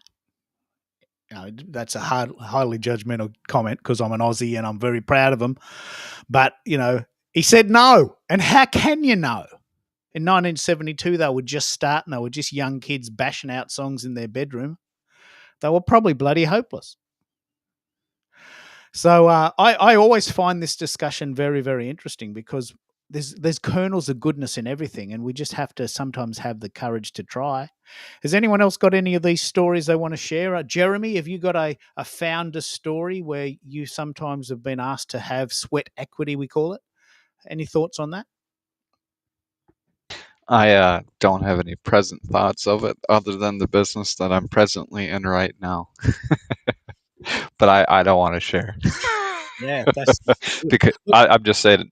The only thing I'll share is I'm happy to finally be up here. I'm happy it finally works. Don't know what's wrong with the computer. All the permissions is there. Forgive me. As far as my business goes, it's all me. It's on me, and that's all I'm sharing for now. Yeah, but has it occurred to you? And that's probably the deeper discussion. Has it occurred to you that a quite clever way to process the world is instead of insisting on cold hard cash from every person you talk to, there might be a skill set they have that is far more valuable than the dollar figure you put on your hourly rate.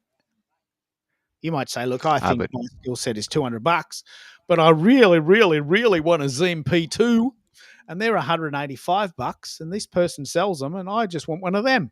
I'm exaggerating to make a point. Maybe they can send you a microphone, or maybe they could do your web design, or maybe they could write a blog post for you, or maybe they could do your PR photos. Bartering or horse trading is a very cool idea. And I don't know how, when, at what level of your journey you start refusing it. But I just think it makes a lot of sense for startups. And sweat equity, Americo, is a very common idea. Sweat equity. You just put in the work early, and we'll give you 10% of the company. I don't know what percentage they were giving you, but we all know the Bitcoin pizza story. Tell me if you don't know, because I'm happy to tell you. Does anyone have a take on the Bitcoin pizza story? Bez, do you know the Bitcoin pizza story? Yeah, some guy, I think, where was it, in Stanford or somewhere, where he had some Bitcoin, and they were accepting Bitcoin payment, and gave up his Bitcoin for some pizza. But back then it was worth nothing, and nobody knew it would be the gold standard in crypto per se. And but imagine, probably the amount of Bitcoin he gave up was probably worth in excess of 60,000. So, because there was a lot of Bitcoin, was worth pennies, right? And so whoever had it gave probably quite a bit of Bitcoin to eat that pizza. But that was one expensive pizza. Well, it wasn't then. Like No, Bitcoin you're was right. worth 40 cents then. 40 cents Bitcoin. It might even have been 4 cents. It might even have been 0.4 of 1 cent. I'll do the exact. choice. But the point is that this is an extreme story, but a guy went to a pizza shop and said, "Look, I tell you what, I'll give you 10,000 Bitcoin for a pizza." On May 22nd, I think 2015, and the 2010, right? And at that time, Bitcoins were worth 40 cents. Right? He says, "Okay, well, that's 10,000 Bitcoin, and that's going to be $40 for me. Look, that's fair. I reckon that's fair. It's a bit of a risk, but what is it? It's 2 pizzas." So we gave him 10,000 Bitcoins in May of 2010 for 2 pizzas because Bitcoin was worth, I think, 4 cents. It might have been 0.4 cents. So let's do that math live on air. 10,000 into $41 is what? 0.41 of 1 cent. And no one in the world, even the pizza shop owner, could have predicted this, right? And those 10,000 Bitcoins are now worth 10,000 times what they're currently worth. So it's a story like the Seek.com story, where sometimes it's worth taking a risk because you just never know. Otherwise, if it's real money, then real money has a lot of its own connotations. But if it's your time, then maybe it's worth trying, I reckon. And so we don't always have to get paid with cold house cash. We don't always have to do that. And I'm just so excited about this story. But tell us a little bit about your journey with online events, Jeremy. We don't see you very often, and this is a very good example of why. Sometimes the tech just doesn't work. Yeah. Happy to finally chime in. Yeah, what a disaster it has been for me. I'm not sure if it's me on the computer end, but we'll figure it out. I keep cracking at it, but I'm not sure what more I could tell it other than all permissions. So I'll get that sorted out. Let's not worry about that. But what's your take? Yeah, I won't. Take on on audio events or LinkedIn events, or where do you do your events, and what's your take on that? Okay, well, I used to do events on here. I did do them for free, just kind of like an all session based on particular questions. Like I did like a question and answer one on like being famous. Like, what does it mean to you to be famous? Is it because people tell you you're famous? Are you famous already? That's just an example. Other ones were a little bit more detailed for discussions, not necessarily whether I had all the answers in the events, but I love just starting a conversation to bring people who could chime in the areas where I couldn't. So I would not only let my expertise shine in what I'm good at, but it would also allow others and their expertise to shine as well. So it's kind of like, yeah, it's your show, but everybody that comes to your show makes it what it is. And I find that to be more valuable than trying to run a show by yourself. And I look forward to doing more collaborations down the road, but unfortunately, tech sometimes just has a mind of its own. So aside from that, I love these. I mean, they work. Very important. It's very, very important. You do an amazing job. It's very, very important that we have this discussion. Online collabs have so much power that it's a pity, and Australia is the worst at this, but it's a pity that our tech isn't better because, there it is. Wow. I'm just doing some Googling. While I've been chatting, this is an astonishing result. At the time, I want to just pick up on that previous discussion. At the time of the Bitcoin pizza story, Bitcoins were worth 0.004 of 1 cent. Right? And 10,000 Bitcoins was $40. At the moment, each Bitcoin is now worth $84,864. And multiplied by 10,000, I got to use a calculator for that because there's just so many zeros there. Now, we just don't know what's going to happen. The world of tech could be fantastic. I'm not proposing mortgaging your house, but if it's your time and you've got the time, I'm proposing that perhaps we need to be a little bit more courageous and try these things. I'm just so fascinated by this. I'm just so fascinated by this, but obviously, in the current context, it depends on the quality of your internet. And I'm horrified to hear you're having trouble with this, Jeremy, because we in Australia have the worst internet of any English speaking nation we know of, and indeed most nations in the world in any form of civilized economic government. And I'm saying that because even several very, very nasty places have better than internet than us, but I'm not moving there. So we have to work within the confines of what we have. But let's have that little bit of a discussion about collaboration as a way of promoting. Have you considered it, doing other people's shows or going on other people's shows or having people on your show? Are you asking me? Yeah. Okay, absolutely. Yes, I have. I have been on others' shows as well. And being a little new to the format, and with every show, you learn a little bit more of the do's and the don'ts. And I found it to be interesting because when you collaborate with somebody on their show, maybe it may not be everything that you're looking for in a collaboration, but it's the unexpected that you find in that collaboration that you weren't looking for. You weren't even looking.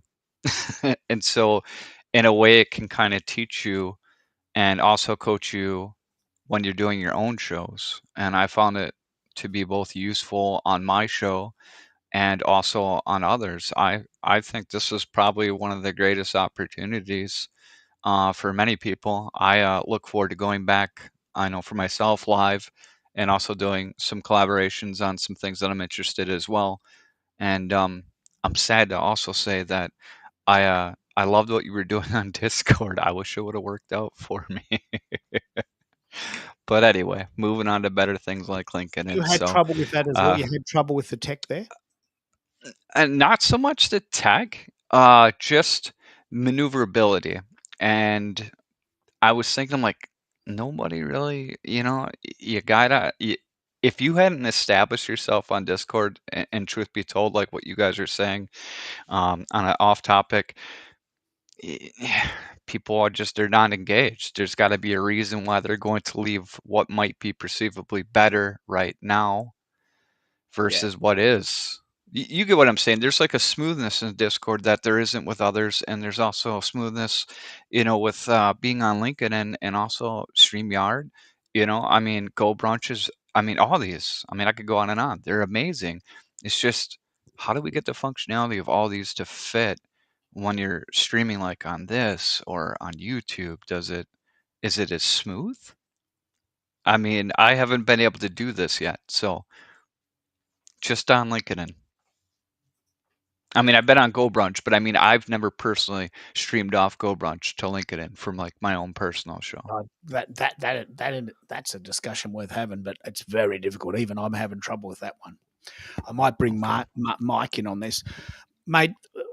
We're talking about the idea fundamentally of promoting your online events, but of course, the discussion has to be what events are you doing. Do you like the idea of using Go Brunch as the source and sending it to other places, or do you think there's inherent danger with that? Because I'm having a lot of trouble getting that to work. Okay. I'm going to be controversial and say you have to have something people want first. Meaning, for me, and maybe I'm so steeped in technology that it doesn't matter to me. Meaning, I've been on Discord for a number of years and got pretty deep into it in COVID. So, but to your point about broadcast, I think broadcast is the way to get to attract your audience. Discord and these other community building platforms are way to keep it and to grow it once it's kind of gotten to what I call critical mass, right? LinkedIn is weird because it's sort of somewhere in the middle. It's sort of kind of a broadcast.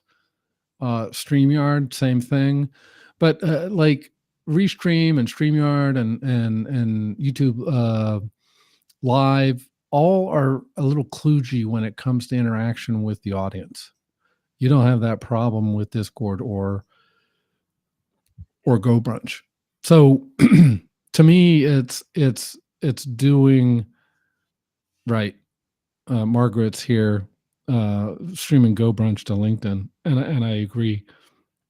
I think it is a little bit of a challenge, and I think once you get over those hurdles, to me that's the way to grow. But GoBrunch is the way to keep. And the other thing I think is, and we're actually working internally in GoBrunch amongst ourselves to see if there's a way to ease the bump for users and for creators, really both, maybe more for creators too, because it's a pretty significant bump to actually kind of navigate all the ins and outs of GoBrunch. But even for a user, the whole onboarding process needs to improve. So that's actually something we're looking at right now. Yeah. So, Jeremy, a very, very good place to start is GoBrunch. Have you tried GoBrunch before? It's a very good site. GoBrunch.com. You've been on some of my rooms and the other rooms. It's a very good place to start. I was gonna say I've been on it. I've just never streamed from GoBrunch to LinkedIn, and I've been on other shows on GoBrunch. That is very difficult to do. I mean, don't put that one as a list in your top 10. It's very difficult to do. Margaret does it pretty well. I don't know how she does it. Doing it. Actually, Margaret, do you want to come up and tell us how you're doing it? Because I don't think Margaret's doing it. I think Richard's doing it for her. I don't know. I'm not putting words in her mouth. I would love to know if Margaret's worked out how to do it. It's beyond my comprehension. It's extremely difficult to do. And it's beyond my comprehension. But I think it's possible because Margaret is doing it. Margaret, give us a bit of a clue as to how you're doing this, because we've had a couple of people in the room. Yep, Richard is doing it. Now, Richard can probably explain how to do it, but it's extremely difficult. On a scale out of 1 to 10, it's about a 12. And it's just beyond my comprehension. Zaki, you're pretty clever. Have you tried using GoBrunch and streaming it, or is that something that is on your radar, or just a bit too hard? So I typically wouldn't stream my GoBrunch rooms because that's specifically for my Leather Lounge community, which is a paid community. So we wouldn't live stream that out. But it's typically just an RTMP key that's needed for GoBrunch to get it to live stream. Yeah, Richard is now currently using OBS, obsproject.com. If you can work out how that how that works, please do a course on it. I would buy it because I just cannot work it out. But again, that's just my skill. Rich, Bez, have you used GoBrunch and streamed it out, or do you mainly use it as an internal thing? I use it to build community. And I think it's a great platform for that. I have not used it to stream. I don't know. I mean, I know there's some people that do that. Margaret would be one of them, and I don't know, but then when they do, I have seen it get a little bit wonky. So I don't know, but you need to talk to people that have done that. I don't have a use case to stream GoBrunch to out to the public, because when I'm in GoBrunch, my goal is to keep it private, right? And more intimate. So I'm not really interested in streaming an intimate room where you're building community to the public. If you want to be there, get there, you can go register, come in. I'll do other activities to live stream like this and other shows that are appropriate for that. But it's almost like where you take a Zoom call and or Zoom meeting, and it's private in its own nature, but then you're streaming out to the public for everybody to see. Like most of the people in the room are not gonna be as forthcoming, right? Especially if you're in an intimate setting. So I'd rather use it for a different use case. And there's other people that do. Margaret runs a music show in Go Brunch, and she streams it out. So but I don't do those type of shows, right? So like you would say, Keith, good on them, whoever does. Good on ya. Look, Richard. I'm sorry, Bez. I want to do a show with this with you. I found this really cool. I had this show with Bez. It went for 90 minutes, and about 30 minutes of it was me explaining Aussie to him. He couldn't understand what I was talking about. Like, he goes, "What's a muso? What's Rego? What's the bottle-o? Where are you going to the servo? Where's Frio? Right? What are you talking about, Keith? Can you slow down? Can you talk in English? Good on ya." Right. So I'm going to send this to you, Bess, and I want to do a show about this. These are real words that we use every day. This is not bullshit. But we speak different. So in Australia, we actually put O on everything. So good arvo, good afternoon. Arvo. When I went out to the pub on this arvo, and I went to the servo, the service station, to pay my rego registration, because I'm a muso, I'm a musician, and I needed to pay rego on my station wagon. So I went to the pub in the arvo, and I picked up some beer and petrol at the service station on the way home. Right? And this is how we were talking with this interview with Bez. And he had to stop me about every 2 minutes. Mate, can you just decode? What did you just say there? So I found this really cool decoder about all these Aussie words. And throughout the course of the show, I'm not going to bore you with them now, but throughout the course of the show, I'm going to use as many as I can on this list. Beauty, good on ya, bloody oath. These sorts of things, which we actually do say. Like, this is not a fabrication. Paul Hogan is a real person. So I'm going to just scatter some of those in. But my gut feeling is that Go Brunch, I would never, ever stream my Go Brunch show.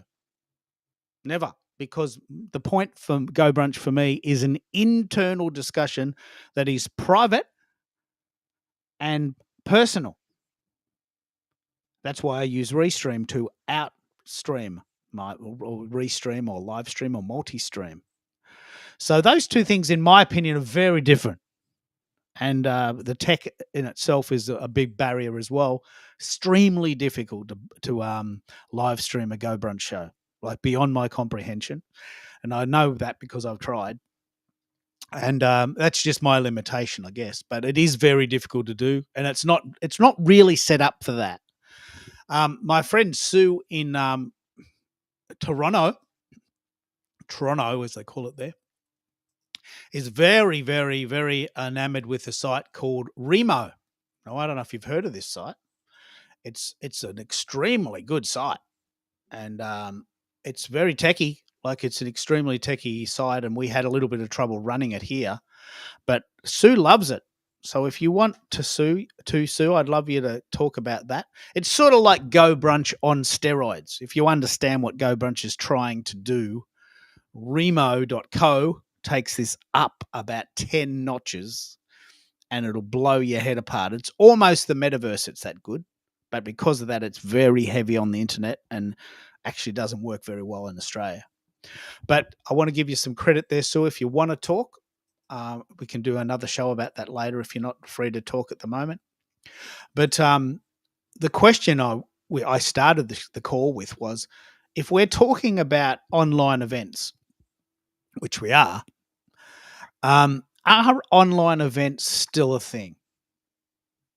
we're going into winter. You guys are going into summer eventually. Is everyone just going out? Coachella was on the weekend, for instance. Would you rather just go there, or would you rather see it on YouTube? I don't know. Actually, I want to pick up on this. Would you rather go to Coachella, pay the fee of staying overnight, pay the ticket fee, pay the expense of getting there, or would you rather just watch it on YouTube on the TV? Now, does anyone have a Coachella story? Does anyone know that it was on this weekend? Does anyone want to pick up on this? Yeah, it was on this weekend by YouTube. So I used to live in Southern California, in San Bernardino County. So Coachella was further down the road, and there's quite a story behind the story that a lot of people don't talk about. But it's it's pretty famous music festival, and Southern California's been home to a few famous music festivals. I don't know if you remember in the 80s, the US Festival. Don't know if that was in Glen Helen, a regional park there in San Bernardino, a little bit in San Bernardino County, probably near Fontana, San Bernardino, Rialto area. But it was on this weekend, absolutely. Yeah, so that you're in the area, right? Relatively. Would you go to the festival? I might do some stats on this about cost. It would probably cost us, my wife and I, about 5,000 Australian dollars to go to Coachella, because we got to fly there. That's like $1,500 each. There's $3,000. We might get it for less than $1,000 each, but there's 14-hour flight. We got to get from LA to wherever it is, Palm Springs or wherever it is. That's got to be either another flight or a bus. We got to stay for a few nights. That's $200 a night. We got to eat 3 times a day, and then we got to do it all the way, all going back. Like, I reckon it would have cost us $5,000 if we went. Several of my friends have been, and they're still paying it off. But YouTube had every single concert on YouTube for free over the weekend. Now, is this a thing? I think this is amazing. Please don't do this, mate. Please don't restream Go Brunch right now. Please don't do that. So this is very, very, very, very interesting. Would you do it? Would you do it? Are online events still a thing? So, Zakia, what do you think? Would you go to Coachella, or would you prefer to watch it on TV? Is there some factors there going on for you? I am not interested in traveling for Coachella, and there's a whole lot that a conference would have to get me there to be in person for. So I produce virtual conferences, and so I've seen the pendulum swing. We are definitely in a place of hybrid, where a small percentage of people are showing up in person. I don't know. I think that's a little bit political to get the tourism industry going. I have my own thoughts on that, but more and more people have embraced hybrid, where there's some in person and some online. Yeah, I think this is an extremely important discussion to have. I don't think there's any concert I would fly to. There's not a single concert I would fly to. I mean, if wifey wanted to go and she made a good use case, we'd probably go, because we do go traveling. But I'm happy to go into the city. I saw Green Day, cool night. We stayed overnight. But I'm not getting on a plane to go to see a band in a park. I mean, it's just basically a big football ground. It's not. I mean, tell me what it is, but it's just a big oval, and people sit there. I mean, it's not my thing. It's just not. I'm not into it. But so my gut feeling is that audio events are still a thing. Correct me if I'm wrong. Bez, do you think they're still a thing, online events, or do you think people are now starting to go out again? I think that they are still a thing. You still have a Clubhouse that is alive and well. A lot of people think it's dead, but I go to 2 shows there per week, and there's also you got Twitter Spaces, which is horrible. I don't know what to tell you. I don't know. It just sort of reminds me a little bit of a LinkedIn audio. Just it's really really bad. But I'll yeah, I think it is still a thing, and I think there's people that prefer audio. In fact, I really liked audio to do career fairs here on LinkedIn, but then they killed it. But again, the product was horrible. Yeah, well, tell us about the X version. What happened to X? Twitter was a thing. Like Twitter was an iconic cultural identity. It's more than just a site that went away. It was an ecosystem. It was a community. It was a lifestyle. If you've never embraced Twitter, you don't understand this. But Twitter was a thing. Twitter was a lifestyle. Twitter was a place. Twitter was a community. Twitter was a sort of a brand statement. Like I'm a Trekkie. I'm a metalhead. I'm a vegetarian. I use Twitter. Right? Twitter was a thing. Now it's rubbish. But what do you think, Bez? Why are Twitter Spaces or X Spaces so bad now?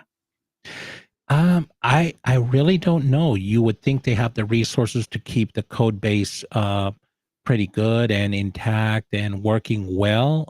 Because I was wondering why LinkedIn audio was so horrible, and you and I both had those experiences. I think you got kicked off 10 times in an hour. As the host, and but it was but you would think that, I don't know, on LinkedIn I found out why it was so bad. They disbanded the engineering team 4 months after they launched the product, so that makes sense, right? We're working with a code base that just got worse and worse with everything else that was being updated. But on Twitter, I don't know what's the excuse, right? I mean, now it's called X, but I don't know what to tell you. I wish I had the answer. And in what way is it horrible? It kicks you out. You can't hear. There's it's like almost all the same things you saw in on LinkedIn. It's sort of like I feel the same way is happening. I mean, I moved a show that I used to run there. Tuesdays and Thursdays. It's an entrepreneur. We call it the Mastermind Roundtable, and we moved it from there, from X or Twitter, because we had it there for a while, to Go Brunch, because it was just a horrible experience. And we started to build a following, but what ended up happening, people, I just don't think they could put up with how horrible the audio was, so it started to peter out. So now we're sort of like rebuilding it. And because it was, we talk about topics that relate to entrepreneurs, as you're running your own business and things like that, and the cross section of the creator or the artist. But I don't know, I wish I had an answer, but I'll tell you this, we moved it over to Go Brunch because the user experience was a lot better. We don't have the visibility like a Twitter can get you, but there's that trade-off. We just made a decision, and I think we're happy with it because we can hear each other. Yeah, I like this discussion about the trade-off. Like Discord was an extraordinary site, like it's off the charts good, but not everyone agrees with me, and I could not get people to join, so I closed it down. I closed my community down because no one was going, even though it was unbelievable. But the opposite is the case with X. It's not unbelievable, and Go Brunch is unbelievable, and people are looking for something else. You're going to lose a few people in that transition, but I'm sure, because it's quite easy to use, Go Brunch will pick up quite a few of those stragglers, won't they? Yeah, I mean, absolutely. So, I see some stuff in the chat here. Let me see. I tried getting on stage. It says keep waiting. I think Margaret was trying to get on stage. I don't know if you saw her. Oh, No, she's here now. Okay. Yeah. Okay. So, Margaret, tell us your sort of take on events. How do you do them? And tell me what your thoughts are on marketing those, and how do you do it? Because you've got a slightly different story. You use Go Brunch in the very open format. Richard admittedly is doing that for you. I'm not asking you to decode how he does it because it's very difficult to do, but it's working, isn't it? Well, hello, Keith, and everybody here. Yes, so he guided me and started me, and I give him the credit because he, is outstanding and techie, and showed me the way. So then I just took off with it because you don't really see him. We had an event last Friday, but that was about it. We haven't really done it. I've just been taking off, and that was his goal, was to show me the way, and then I would just learn. And I have trial and error. A lot of people have seen me make mistakes, and I think the wonky part is probably user. But so I started doing events, audio events on LinkedIn last year, and have grown from that. I started on Paul Deitch's and Joshua Lee's, speaking on there at first, and then moving on, and then doing my own. I think it took a couple of months after being on there and attending regularly. But it's amazing, right? To see the evolvement that LinkedIn has done. And Go Brunch, I use it, and I agree with you. I believe Go Brunch is a closed community, in some aspect it is, but I've opened it up to what audio events used to do, since we don't have audio events anymore on LinkedIn. Now I use the space to do that, and it's working out pretty good because people have, like Coach K has recently gotten Go Brunch, and other people, have already converted and came over. And then once you use that, it's mind blowing, right? It is. And we see that tomorrow again, every Tuesday on the Weekly Waffle, of how, people have the creators on there. You have RJ, you have Claudio, you have, everybody else coming in and showing what they've got, Dr. Hermie, and everybody, right? And how they've grown. Even Mike, his space is like, whoa, whoa, whoa. And so, but I use it to stream and to bring a message, because this is the importance. This is what I'm here for. As a speaker, as a global speaker, it's to bring a message, and I'm on a mission, and I can't divert from that. So whether it's here, whether it's there, it's going to be everywhere because it's global, right? Every platform that you go on, and that's what it's for. I'm using OBS Studio to do that, and it is the RTMP that Zakia was talking about.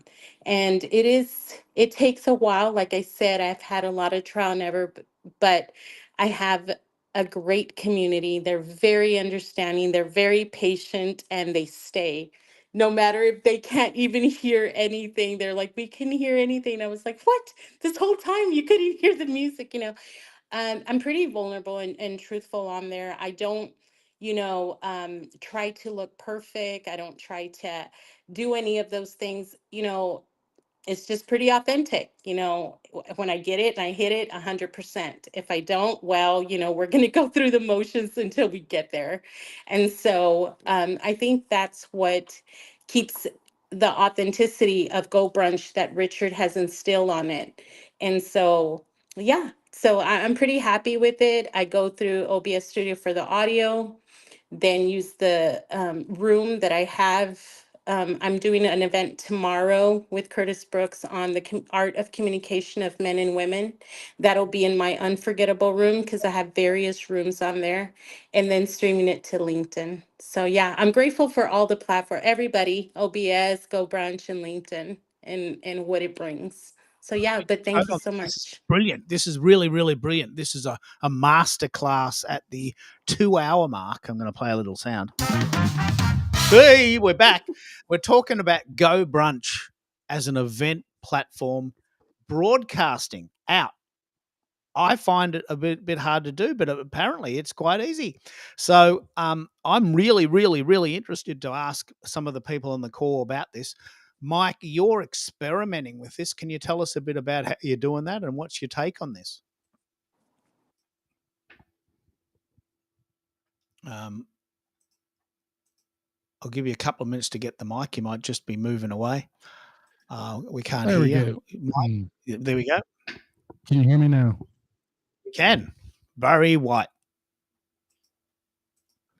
Awesome. Yeah. Yeah, it's very easy. All you do is you share on Restream. You share your tab where you're go brunching.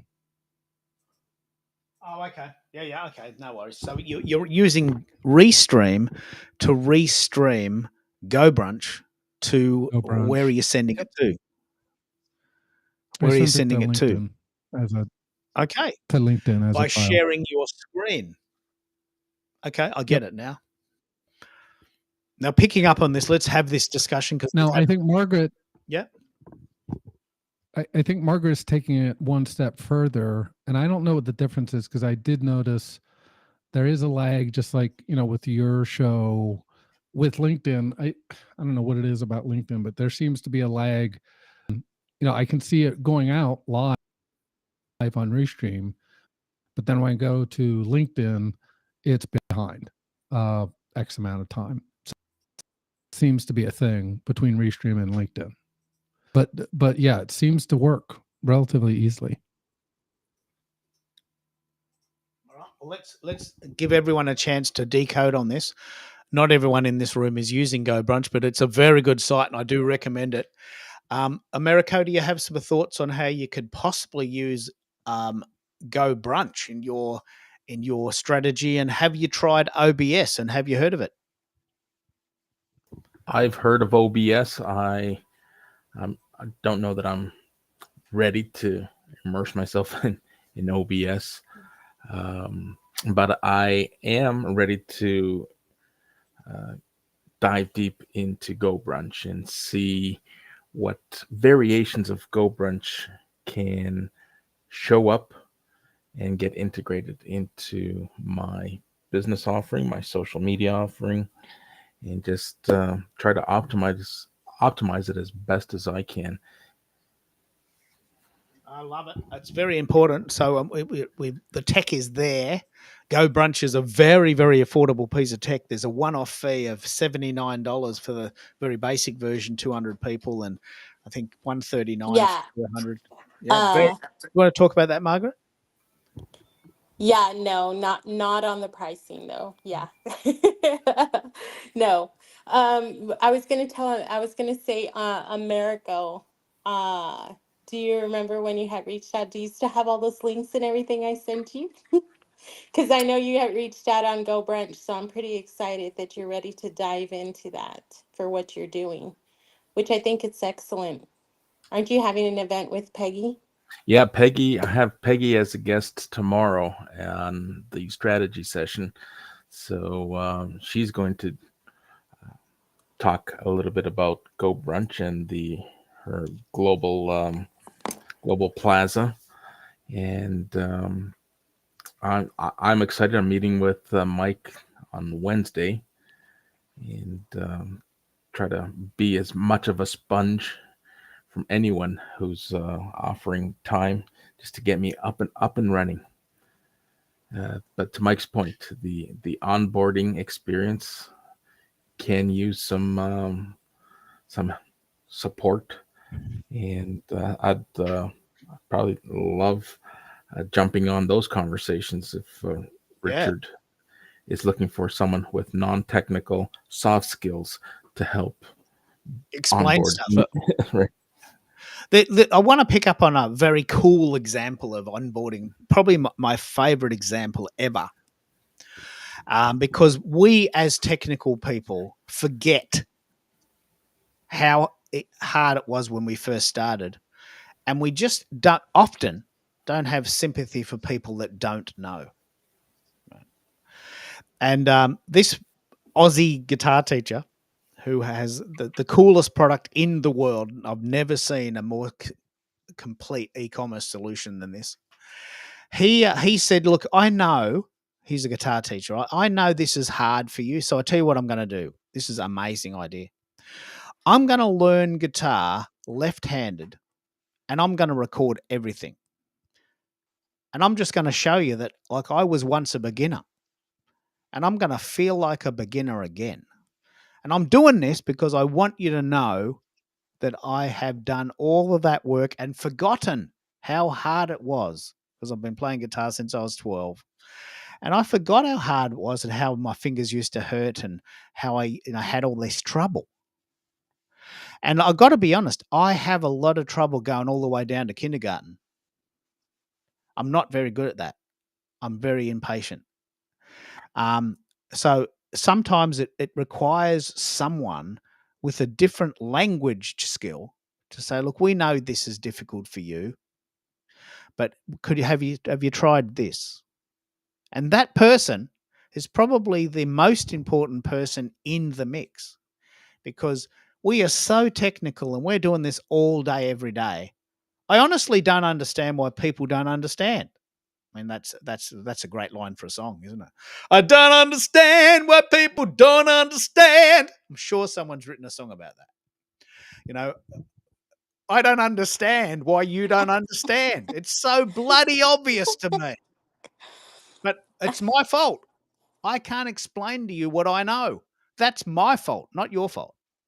So we need someone at a very, very, very simplified level to come back and say, look, we know this is hard. And here's a Van Halen. That could be a Sammy Hagar song, couldn't it? Sing I it. don't Sing it, Keith. understand what you don't understand, baby. Now there's the solo. So I don't understand why you don't understand. And I'm impatient. I know. Why don't you know? I want to talk at that level. So, Margaret, what you're doing is very, very important, because the average person doesn't know what we know. Well, Keith, I want to rest assure you that and just that I'll be doing a tutorial of what I'm doing here pretty shortly. Hopefully by this coming week, by the end of this week, I'll have a tutorial on how I'm streaming from Go Brunch to LinkedIn and how I do it step by step in OBS. And so you guys can see, and I confidently say everybody should be doing it.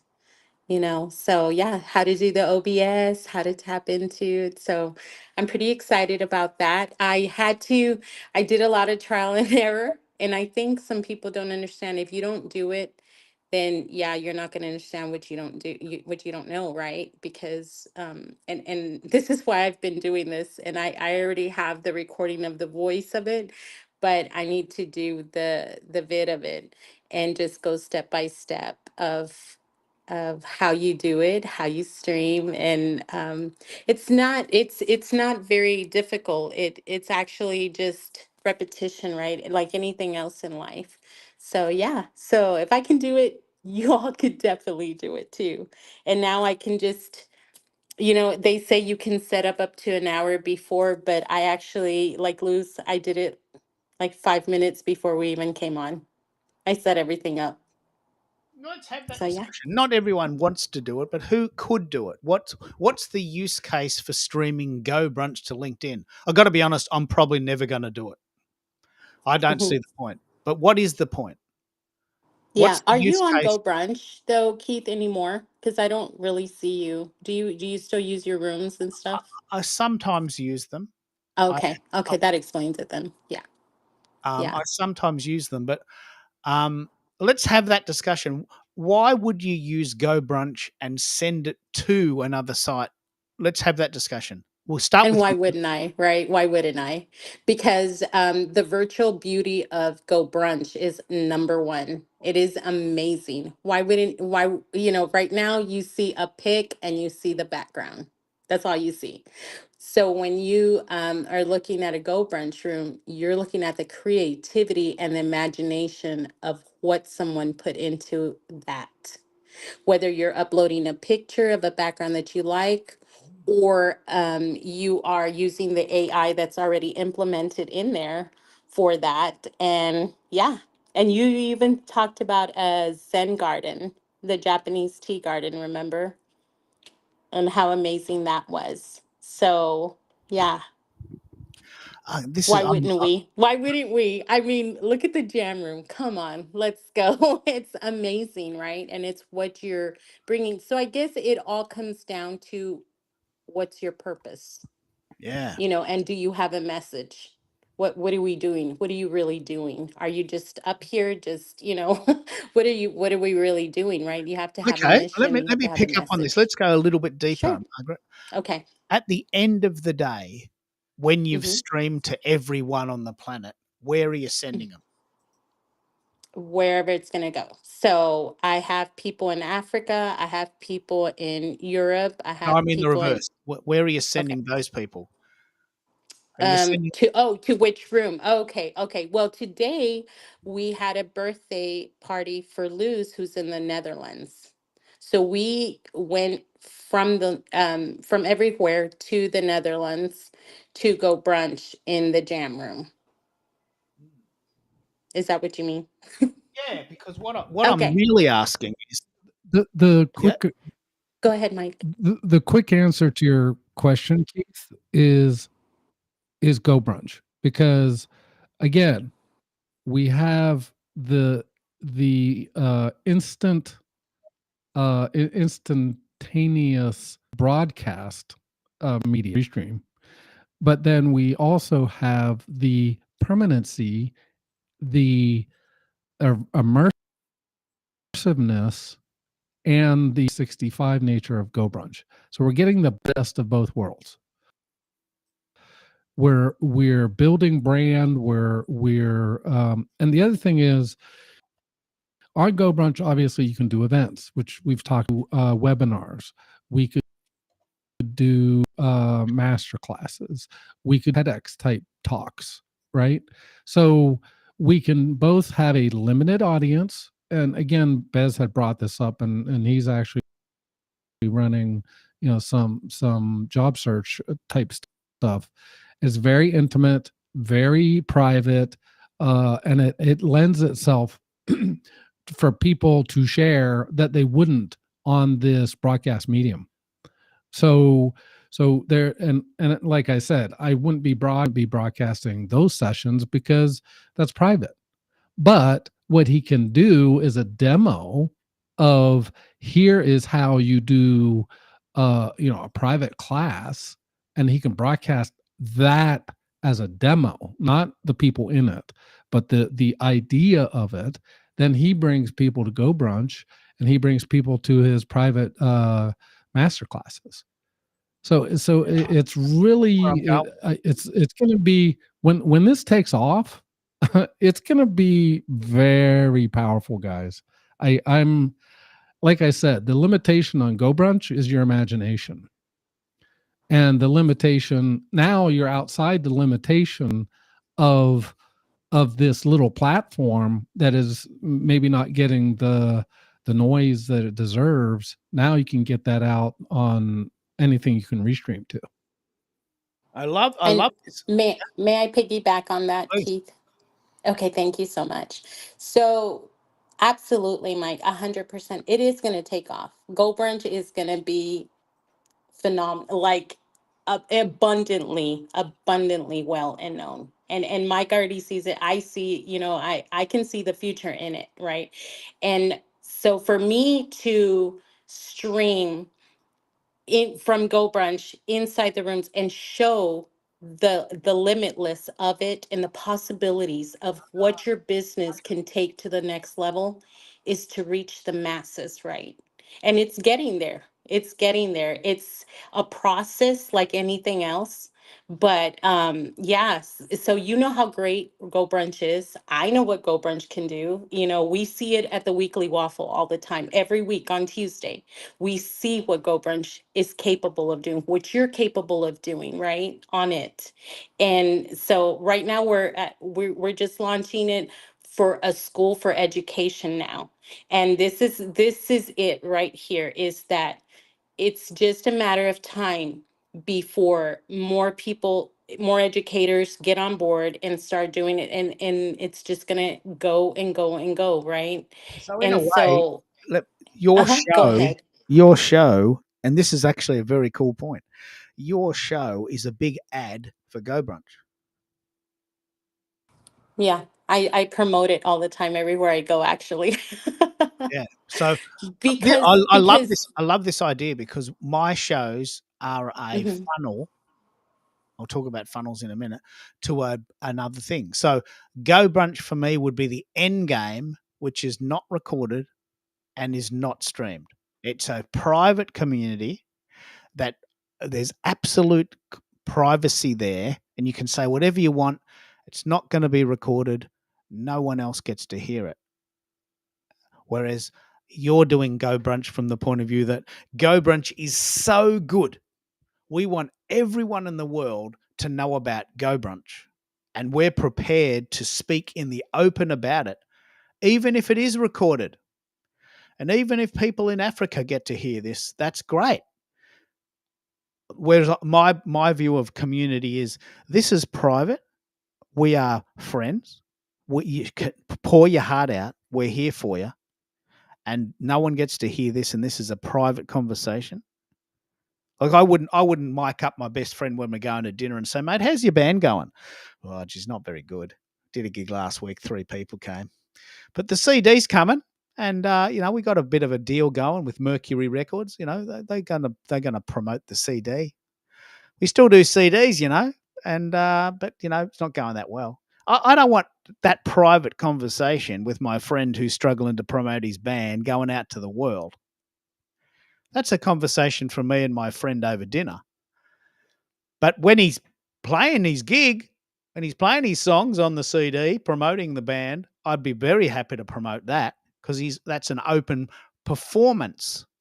Right? Broadcasting is a performance, and community is an intimate relationship. But you've got a different mindset, Margaret. I've never understood this until now, and now I understand it. You're promoting Go Brunch with your show. mhm. Your show is an ad for Go Brunch. My shows initially It's used to be an ad for Restream. They're not anymore, but they used to be an ad for Restream. I love Restream. It's the favorite site, my favorite site, maybe of all time. I love it even more than Twitter, but it's not for everyone. I really want to have this discussion of outward versus inward. Is anyone else considering using Go Brunch to go outwards? Could you see the point of it, Mike? You're pretty embedded in Go Brunch now. Do you want to talk about the possibilities of sending Go Brunch out as an event, given that we're talking about events? Well, we've mentioned this before, right? The possibilities, I'm sorry, that are literally limitless. Like I said, if I wanted to do a TED-like talk, I still have the, for lack of a better word, the intimacy of the immersiveness of, so I have my virtual backgrounds, I have people in the seats, and we could probably charge both for the broadcast and for the seats, but it's really two worlds. So I would say if you're planning an event, so like a TED Talk type, would restream it. If you're planning a master class that you're selling tickets to, then you have you have the Go Brunch only audience. Now, like I said, you could probably figure out a way to sell restream tickets, and only give out, the link or what have you. Not sure how exactly you do that, but I'm sure you can figure out a way to monetize that, right? So I see both, right? I see using the broadcast technology of Restream, and I see using what I'm looking for is to be able to hold people, on a business. We're an attention, for lack of a better word, an attention economy, right? So I want to hold attention and intention. I think that's the other thing that Margaret's doing that may be slipping by some people is she has a lot of good intention built into all of this. So she's looking for all boats to float and bring people up and bring the vibe and bring, so it's more than just business for her. It's absolutely business. So to be frank, I haven't seen this level of community within users, even in Discord, because yes, I've experienced some community on Discord and I'm part of around 40 servers on Discord, but I'm active on like 5. But I have not seen the level of collaboration and of just outright giving amongst users of software that I have seen. Actually, it's a very good point. And it's that, yeah, go ahead. It's a very, very good point. In Australia, there are very few events in my time zone. So all of the events you talk about being collaborative and funky and game-changing and mind-blowing, well, they're in the middle of the night for me. So I have, in a way, completely missed this trajectory, because all of these cool shows you talk about are in a time zone when I'm asleep. So, and I've said this a few times, that there's not many Aussies using Go Brunch. And for a very long time, that was my role, to try and get Aussies to use it. I couldn't inspire them to. So very few people are using it in Australia and New Zealand. But I'd imagine, as you said, the community of people that are centered around the Americas, which all live in the same time zone, you're thinking, man, this is so good. This is so good. Let's all get together and go to each other's shows and let's all support each other. And I'd be pretty confident if we did a bit of a sort of a decoder that maybe 80% of the people that use Go Brunch would be in the Americas, North and South America, and that maybe 10% would be in Europe, and maybe 10% would be in Asia Pacific. I don't know this for sure. I'd love to know these stats if anyone's got them. But I'd reckon that's pretty right.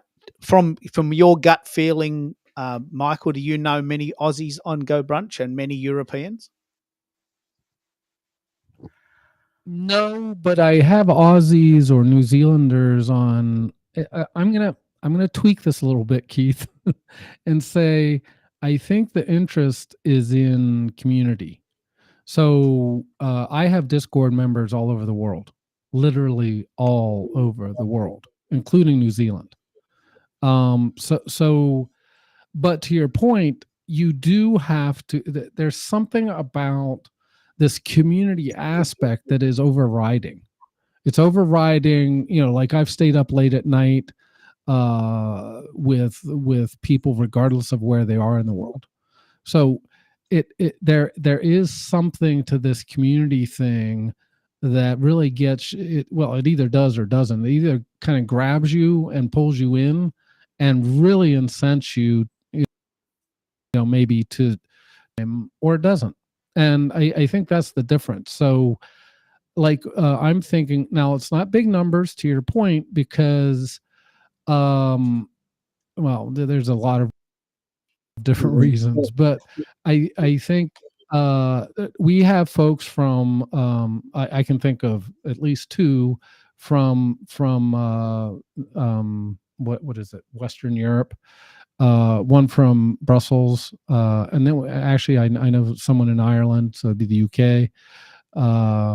So again, I think it's really underserved. It's the audience right now of Go Brunch is completely underserved, in my opinion. But I think that the unifying aspect of Go Brunchers at the moment is that they are keyed in on this concept of community and community building as it relates to their business. Which goes beyond geography. Is that what you're saying? Beyond, yep. So how do you go to an event at 2 a.m? You've got to stay up. But you're saying that... Or if it's recorded, it can be recorded. Yep. I personally don't record, but it can be. Yeah. All right. I mean, it's probably a different use case. I wouldn't watch a recording of a replay of something recorded at 2 a.m. It's not my history. But you watch a lot of or listen to a lot of YouTube channels, don't you? I am a big listener. I think we've talked about this before too. I consume all sorts of media, right? But almost all of my YouTube, the way I consume it is listening. Either, like as a sleep aid sometimes, actually. I use Lex Fridman for that. I love Lex, but I can't watch him. There's no way I could watch him live or even after. So but I in will that consume his aspect. So in that context, a Go Brunch recording could be used in the same way as a YouTube video. I mean, this is not how I consume content, but I'm trying to understand why people do it. I never, ever, ever watch a replay. Never watch replays. Never. It's either live or nothing. Yeah, like I'm part of what's called Brunch Hackers, and there's times I just can't make. He does. He has a room, and the hackers are there, and we're learning whatever he's teaching, right? And there's times I just can't make it, so I do watch his recordings. But generally, again, I think the power of Go Brunch is in its immersiveness. Now, there are some things coming that I don't even want to talk about until they're out, but I think that are going to add significantly to what I call permanence or asynchronous communication. But right now, the power is the immersiveness in video, and having the one thing I call it Zoom on steroids. And if he does what I hope he does, then it's going to be Discord on steroids. But the power of it that I see is this community building aspect and the immersiveness. If you're in the jam, you feel like you're in like a bar or whatever that's playing music, and it pulls you together in a way I can't even understand. Like with Bez's class, I'm in there with, I don't know, 15 or 20 people, and we're in this virtual room, 2D granted, but we're looking out over a lake, and it just changes the way you feel. I've created rooms, and you've seen some of I've created a number of backgrounds, but I'm thinking specifically of these rooms that are softer now. I've created a softer look, a softer aesthetic, and as soon as you get into that visual space, your attitude changes. And there's a few other things coming that, again, I don't want to spill the beans, but it's going to immerse you even more. And it's very subtle. But I'll just say, and all sorts of other things that are actually happening with Go Brunchers at the moment. And it's going to add to that immersiveness, and it's going to add to the sense of community. Like I said, I've spent a fair amount of time. I think I told you I was on this huge 10,000 member forum that was just text. Well, this is well beyond text, and it's very immersive, and that immersiveness carries this sense of community that it's very hard to describe. You almost have to experience it. And I think that's what Margaret and I are so excited about. And may I add something, like Please. and with Keith, how you said the privacy, and I love that, right? Because you are so right about that. So I have an office that's, I only have 3 seats in there, right? And so that's the privacy, right, of it. Like, I invite everybody it's on my Calendly. You go to my website, boom, it's going to take you to my Go Brunch office. If you hit the Go Brunch, the logo is on there. So you're going to go straight to my office. But in there, I don't stream that. That office is a private office. And that's what's so good about Go Brunch, is that you get to have different rooms for different purposes, right? So the office is a very private sector. And so you just get to have those meetings, right? And that private conversation. The Unforgettable Room was strictly created for having the encouragement to encourage someone who's depressed, who's suicidal, who needs to talk, who needs to reach out, who needs somebody to talk to, any kind of like that. And the best part is that you get to lock those rooms, right? So nobody else comes in. So you have that extra added privacy on there, right? But when you go into the jam room, no, come on. There's the whole spot right there. It's exactly what Mike said. You know, we're gonna get down, we're gonna party. That's what we're gonna do, right? And and I'm so grateful to say Epidemic Sound. I have my licenses now, so it's full blown now. Like now it's video, it's audio. You get to see everything, and you get that feel like Mike was talking about. Because, and truth or not true, Keith, even in your rooms when we're sitting in there and doing the conference, you actually feel that you have a podium right there, right? So you're standing right there in the podium, everybody's around listening and engaging, but you feel exactly what Richard says, like you belong there, like you belong in that space, in that immersive space. And that is the difference. And it sets Go Brunch apart from any other platform. Thank you so much.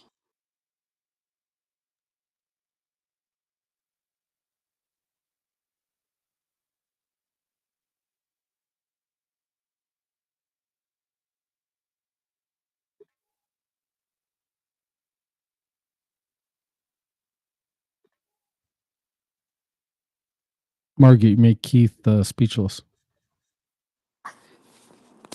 Well, I just, as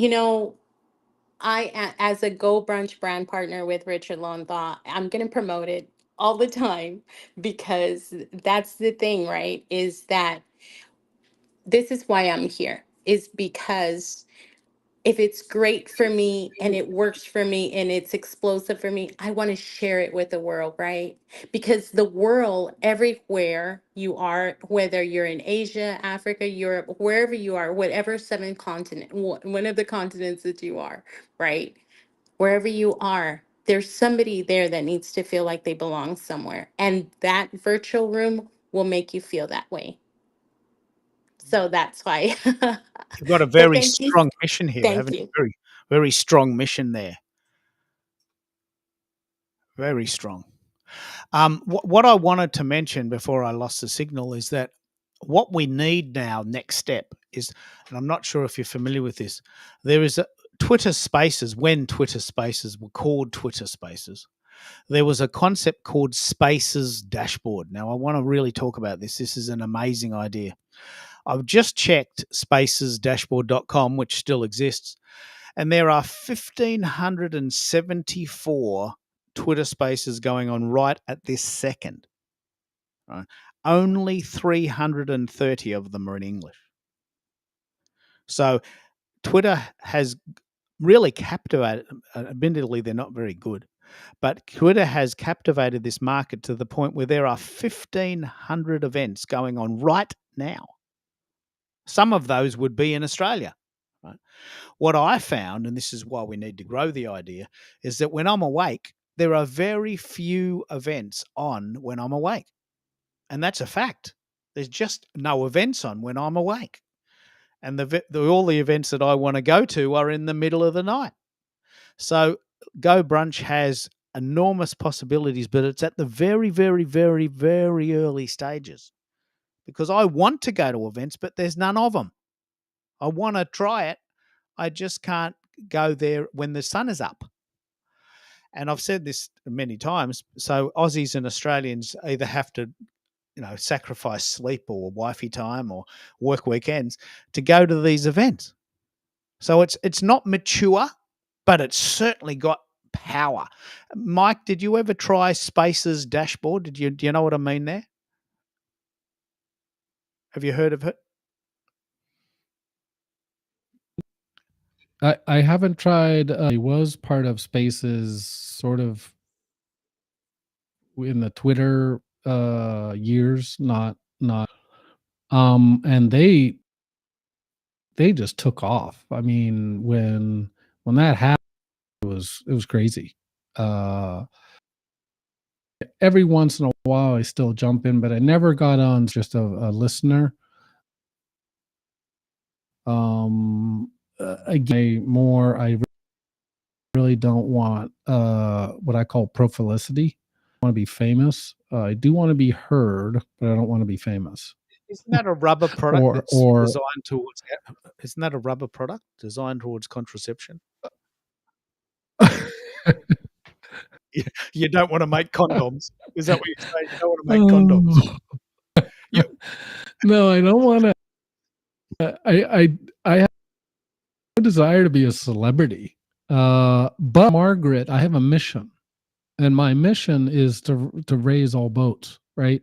And my mission in every conversation is that we, the conversation partners, come away with a win-win. In other words, that we come back, or we come away with something greater than what we came in with. And the way I approach every conversation is I have something to learn. And I am hoping that my conversation partners are having that same kind of attitude, so that we have what I call generative conversations.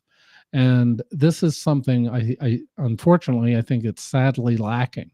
And to be frank, I think there is an actual, you can call it metaphysical power, but there's something going on that's pushing us apart instead of pulling us together. And I think the power that pulls us together is a lot stronger.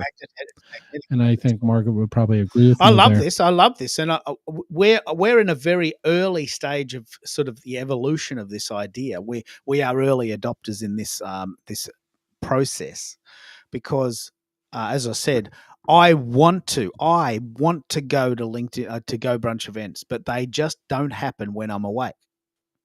That's not my fault. I want to go. They're just not on. There's not enough of them. And yeah, Keith, you have to make them, man. well, I could lead the charge. Look anymore. You have to lead I the could charge, rock man. I'm not letting you off the hook. Let's pick back up on this. This is actually exactly what I want to talk about. I ran events on Go Brunch and no one came. What did I do wrong? I ran events on Go Brunch, no one came. I did hundreds of them in 2024, at least one a week. No one came. What did I do wrong? You used an email list to invite everyone. You get my emails. You get my emails. I don't think you come and get my emails. So what did I do wrong? I ran events every week in 2024. Virtually no one came. What did I do wrong? Let's have that discussion. I'm putting my heart on my sleeve now. I'm open to suggestions. Well, my question is, and this is, what is your why? Because if you're not matching the why of other people, then you're not going to connect with them. And again, Go Brunch, to me, and particularly the people that are using it right now, I'm saying the content creators, I'm saying the business people, I'm saying the people like America that are joining us, all have a concept of community.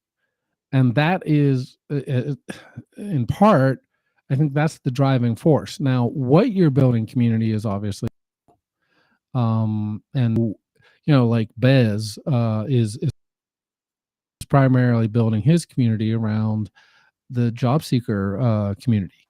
And so the what is your why? What is your ikigai is important. And so because the other people are joining Margaret, first of all, because she's so damn fun. And she just lights up a room, right? Bez is actually kind of the same way. And again, I'm going to embarrass both of them. I don't know Americo well enough yet, and our new friend as well. But people are going to join you because they are joining in whatever your passion is. And so you have to find a way to make your passion or attract people to your passion. No, that's a good question. Let's ask that question. What is your? I can answer this question in a minute, but I want to give everyone a chance. Margaret, what is your why? This is such a good question. What is your why? Why Yeah, do I do what I yeah. do? Why do you Is do that it? correct? Humanity. Humanity. It's you. It's you. It's everybody here. It's everybody listening. It's Richard. It's Go Brunch. It's everybody. Lose. Just everybody. That's my why. It's humanity. What do you mean by that? It's What do it's you mean by the mission, the message. Um, because Keith, people are lonely. COVID hit, it blew everybody away. People are depressed, people are lonely, people are sad, people feel like they're alone, people feel like they have no one they can count on. You know, I used to be one of those people all the time. And so here's the thing, this is what we're here, this is what I'm here for to do. I can't speak for everybody else. You know, some people are in it just to make money. I'm in it for the message, for a that? mission, Yeah. for the reason. And my reason is humanity. It's people. It's always been people. No matter when I rise, everybody's Right. going to rise. And that's my goal. So my goal is to put this on the map for humanity, for people. And the whole sense, the whole reason of Go Brunch's existence is for people to feel like they belong somewhere, because I have been there. And when I found Go Brunch, and then, you know, and you remember, I you're the one know. who made my room. Oh my goodness. Come on. Keith and Richard are the ones who I built know. my I first know. Zen room. And that's where we went. You took time to do it. And it took you like, boom, you were there. You go. What do you want, Margaret? What do you want? That's what you asked me. And I told you what I wanted. You built me the room. And boom, it was amazing, right? I was like, whoa, I was so blown away. I was like, no, everybody needs to have this. Everybody Yeah. needs to feel this way, like for real. And so that's my why. If you ask me, why didn't people come, Keith, only you can Yeah. answer Look, I'm. that. Only you can answer why people did not come. How did you show up? And when you showed up, how did you show up when you were there? So there you No, go. this is good. But yeah, but that's my reason, is you and everybody else on the 8 billion people on the planet. That is great. I mean, that's great. I wasn't expecting that answer. That's a much bigger answer than I expected. Um, I know that Richard talks a lot about the fact that some people, I don't feel this, but some people need to belong. I've been married 35 years. My wife and I see each other every night. We go away on holidays together. We eat dinner together. We spend the weekends together. We have a complete ecosystem. If I die or she dies first, we will be stuffed. But until that happens, we are complete. Right. So I'm just saying that I mean, I'm lucky, isn't it? I mean, I met someone 35 years ago. We're still together. We complete ourselves. We have a cup of tea and watch TV, and that's enough. We go overseas once a year for fun. I don't feel what you feel, which is why I had to ask you, because I don't feel that. I wasn't lonely. I wasn't lonely Yeah, during the COVID. I wasn't lonely, but I understand that a lot of yeah, people were, and your shows are designed to help them. And that is genius. yeah. Right? But you know, it inspires them to do their own thing. Look at Ollie. Ollie is blowing up big time. You know, he is so inspired, and he spreads his message, and he wants to do good, and he wants to build, and so it's a place of encouragement as well. And you know, I have my daughter, so during COVID, she and I were really close at that time, but you know, that's who I have. And now she's a teenager, so there's a bit of distance now, which is good because she's growing, right? It's a sense of growth now, a different.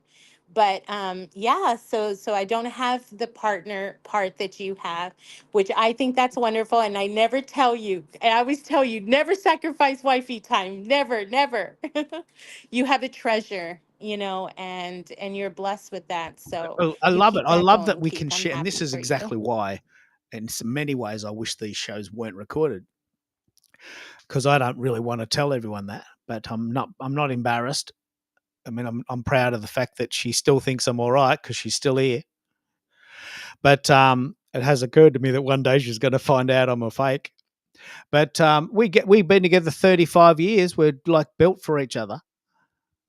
But I want to share this story, and then I want to talk about what is your why. My wife loves working, and she works because she wants to travel, and she loves traveling. And I won't be doing any shows in May and June because we're traveling. Wifey loves to travel, so she goes to work in a job in the city because that's what she spends her money on. I love creating. So when wifey goes to the city, I do these shows, and that's my why. I love creating. I love being creative. I love finding new ways to say the same thing. Different images, different tech, different funky ways to do things. Funky little Van Halen songs from the 80s. I love that. I'm a creative person. That is my why. My wife's why is traveling, which is why she goes into the city and spends an hour on a train each way to do a job that, may be a little bit superfluous. She loves doing it, so I'm not going to tell her that. But we don't need it. We've been together 35 years. We paid off the house. But she wants to do it. So what is your why? That's the question we're asking. And Mike, you've challenged me with what is your why. Have you got a why? You don't have to tell me if you don't, but what is your why, Mike? My why is relationship. First with the transcendent, then with my family, then with the other 8 billion people on the planet. Do that in this moment. We don't know what the future brings.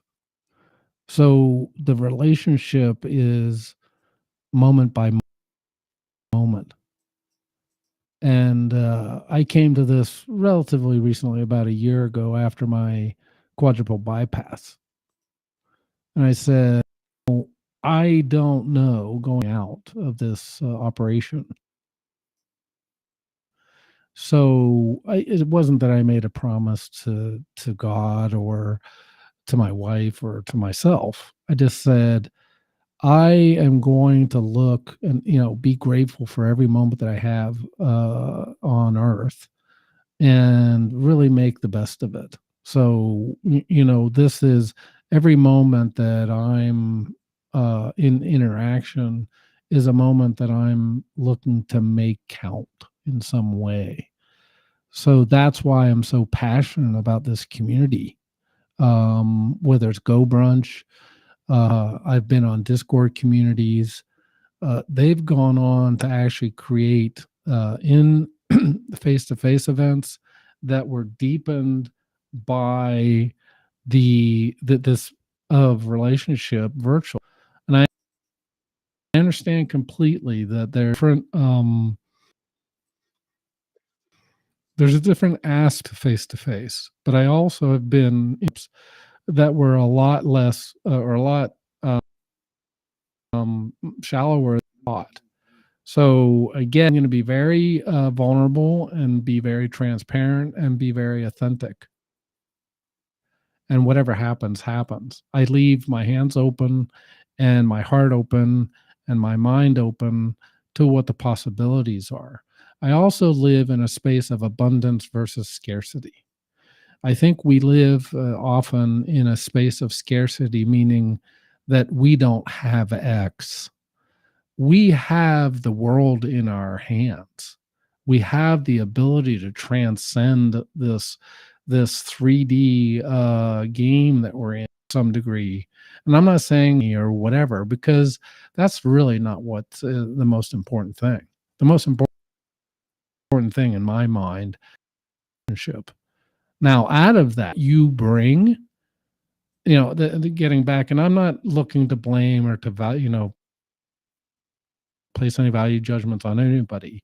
I'm just saying that when you bring, because I can see it myself, when my mind shifts and my attitude shifts, that will shift reality, actually.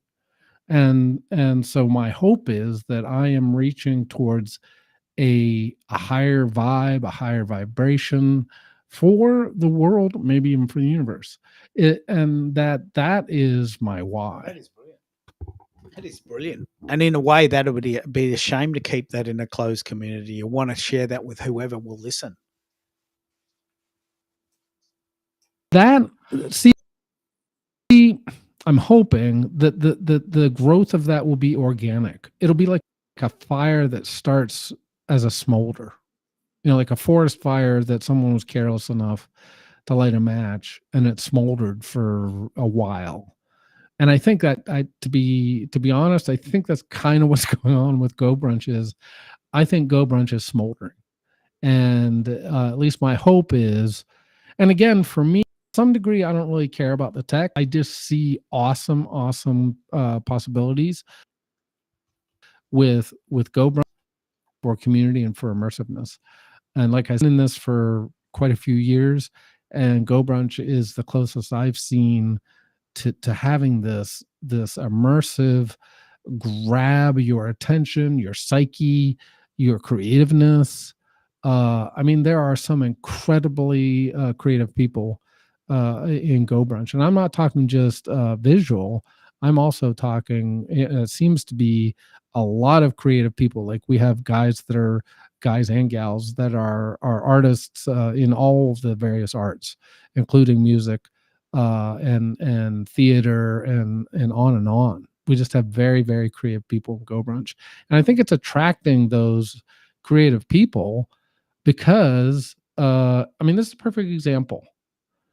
You feel like you're not an auditorium, and when you're in that big circle in the middle, people are like going to pay attention, maybe more. I think a lot more than Zoom, right?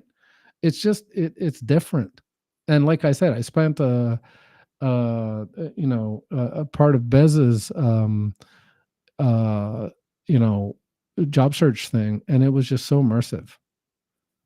So that was my original inspiration. That's my auditorium room.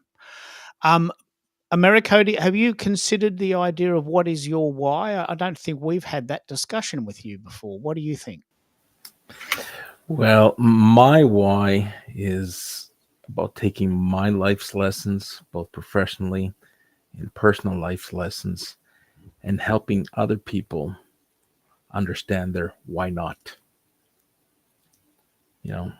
Everyone thinks and believes that they're dealt the wrong cards, or they haven't had the luck. And you know what?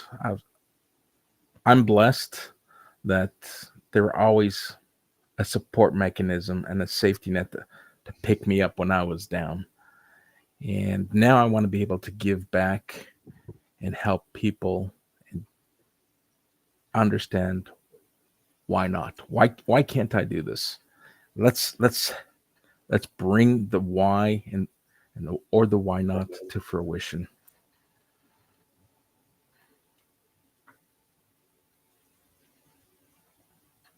We lose Keith again.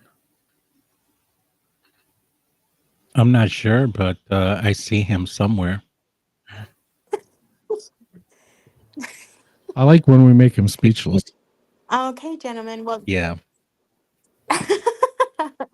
this has been fun, gentlemen. It's already after 10 o'clock. It's way past my bedtime. Y'all have a You great too. evening. Hi, Margaret.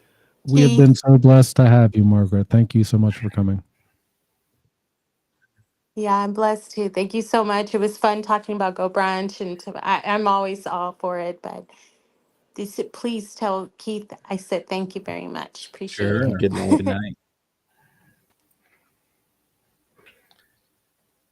Oh, there it is. Well, Some tech. But Bez, what do you think? I don't know if I've chatted to you about this. What is your why? Have you got an answer to that? Have you considered it? Do you want to share? yeah. I mean, my why for the Leverage Career Journey show initially started because I wanted to give back after doing this for 25 years. Now I'm at the third, passing 30 years. um, where I I'm a headhunter, I'm a recruiter, talent acquisition professional, leader, whatnot, and I wanted to impart some career advice because it's something I've been doing since the early 90s. And so this is so crazy, Keith.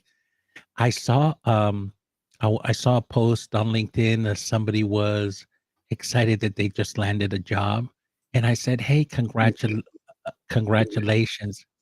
And she went crazy and sent me a message in Facebook Messenger and said, "Bez, this is because of you I got this job." And I remember very clearly because we were on Clubhouse. It was one of my initial rooms, and it solidified my why. It's like I do this so someone else can get a job, so someone else doesn't have to struggle, so that there is a better way. And this person sort of inspired me to, hey, I might want to do this career coach. And that's when I started that journey in 2020, 2021 to test some things. And she's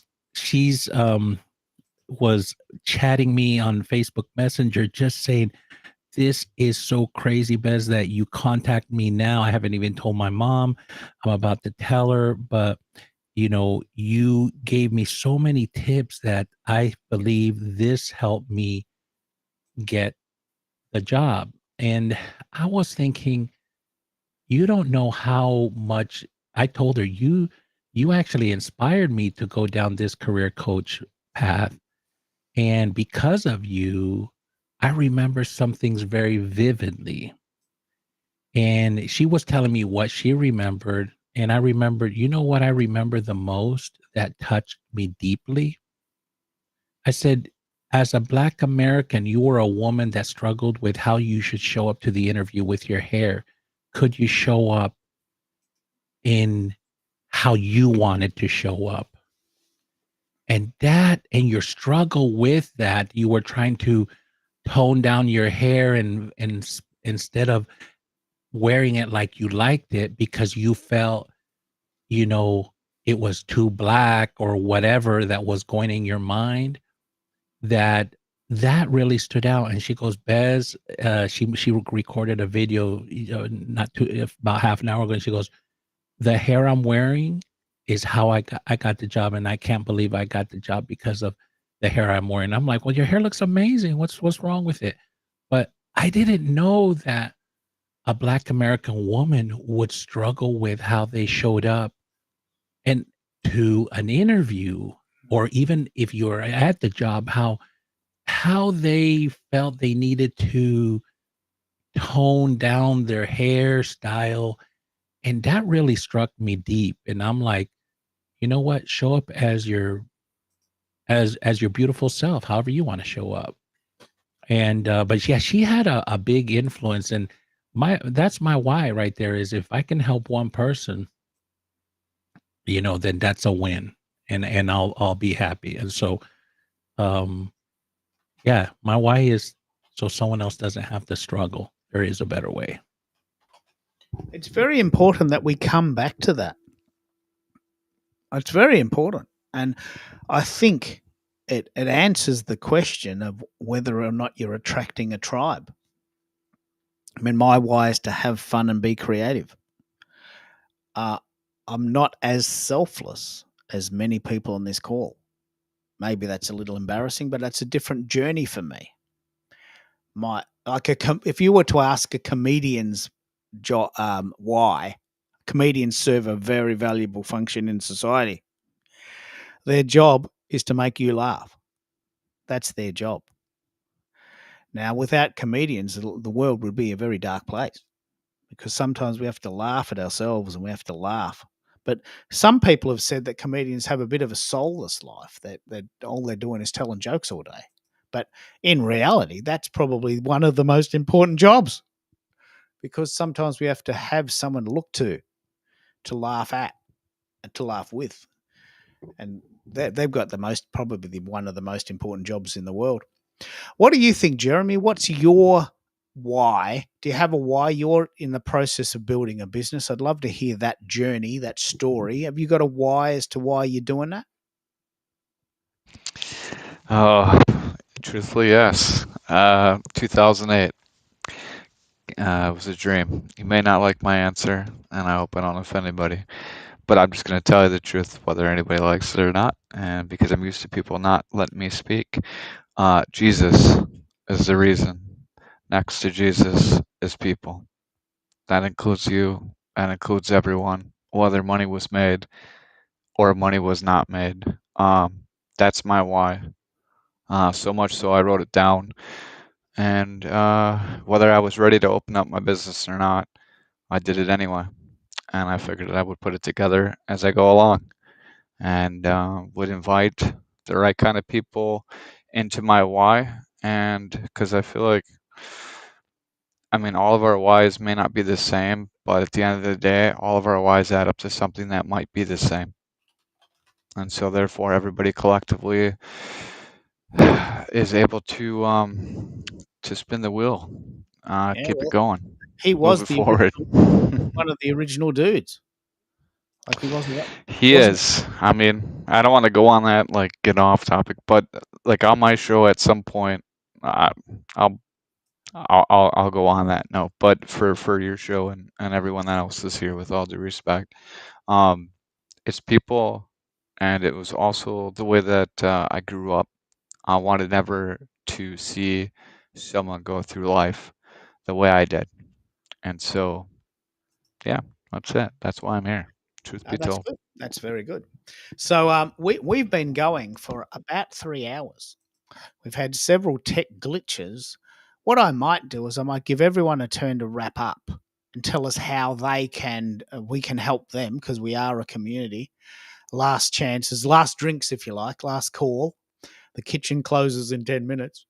Last call on anyone wanting to come up and speak. But let's run the room on what everyone does, what everyone wants to do. I'll start with Americo, because you're doing several shows a week. When's your next show? How can we help and how can we join in?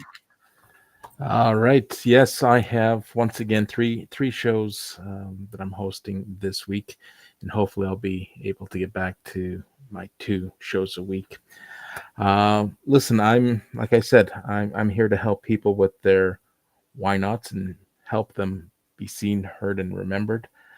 Um, I'm always looking for guest speakers. I have 4 different subject matters. I know that I've extended the invite multiple times, and if you feel that what I'm bringing to the table, you want to share with your audience or share with my audience, the door is always open. I really enjoy these events. I like the fact that not coming here just to chat, but I come here with an open mind. I know that there are opportunities to learn and just feed off of each other, and I enjoy that. It's better than sitting on the couch watching cable television or streaming some Hollywood movie. I think this is much more productive um, than what Hollywood wants to feed us. So thank you, everyone. Very, very, very important. And more importantly than that, let's have this chat. I've done a series of polls about when shows could be and should be. When are your shows? And were you surprised, as I was, that most people want to come to them on Fridays? I purposely stayed away from Fridays because when I did my research, Tuesdays and Thursdays were the optimal times to stream live events. Mondays, everyone's kind of off to the races, starting their work week, and Fridays, people were checked out.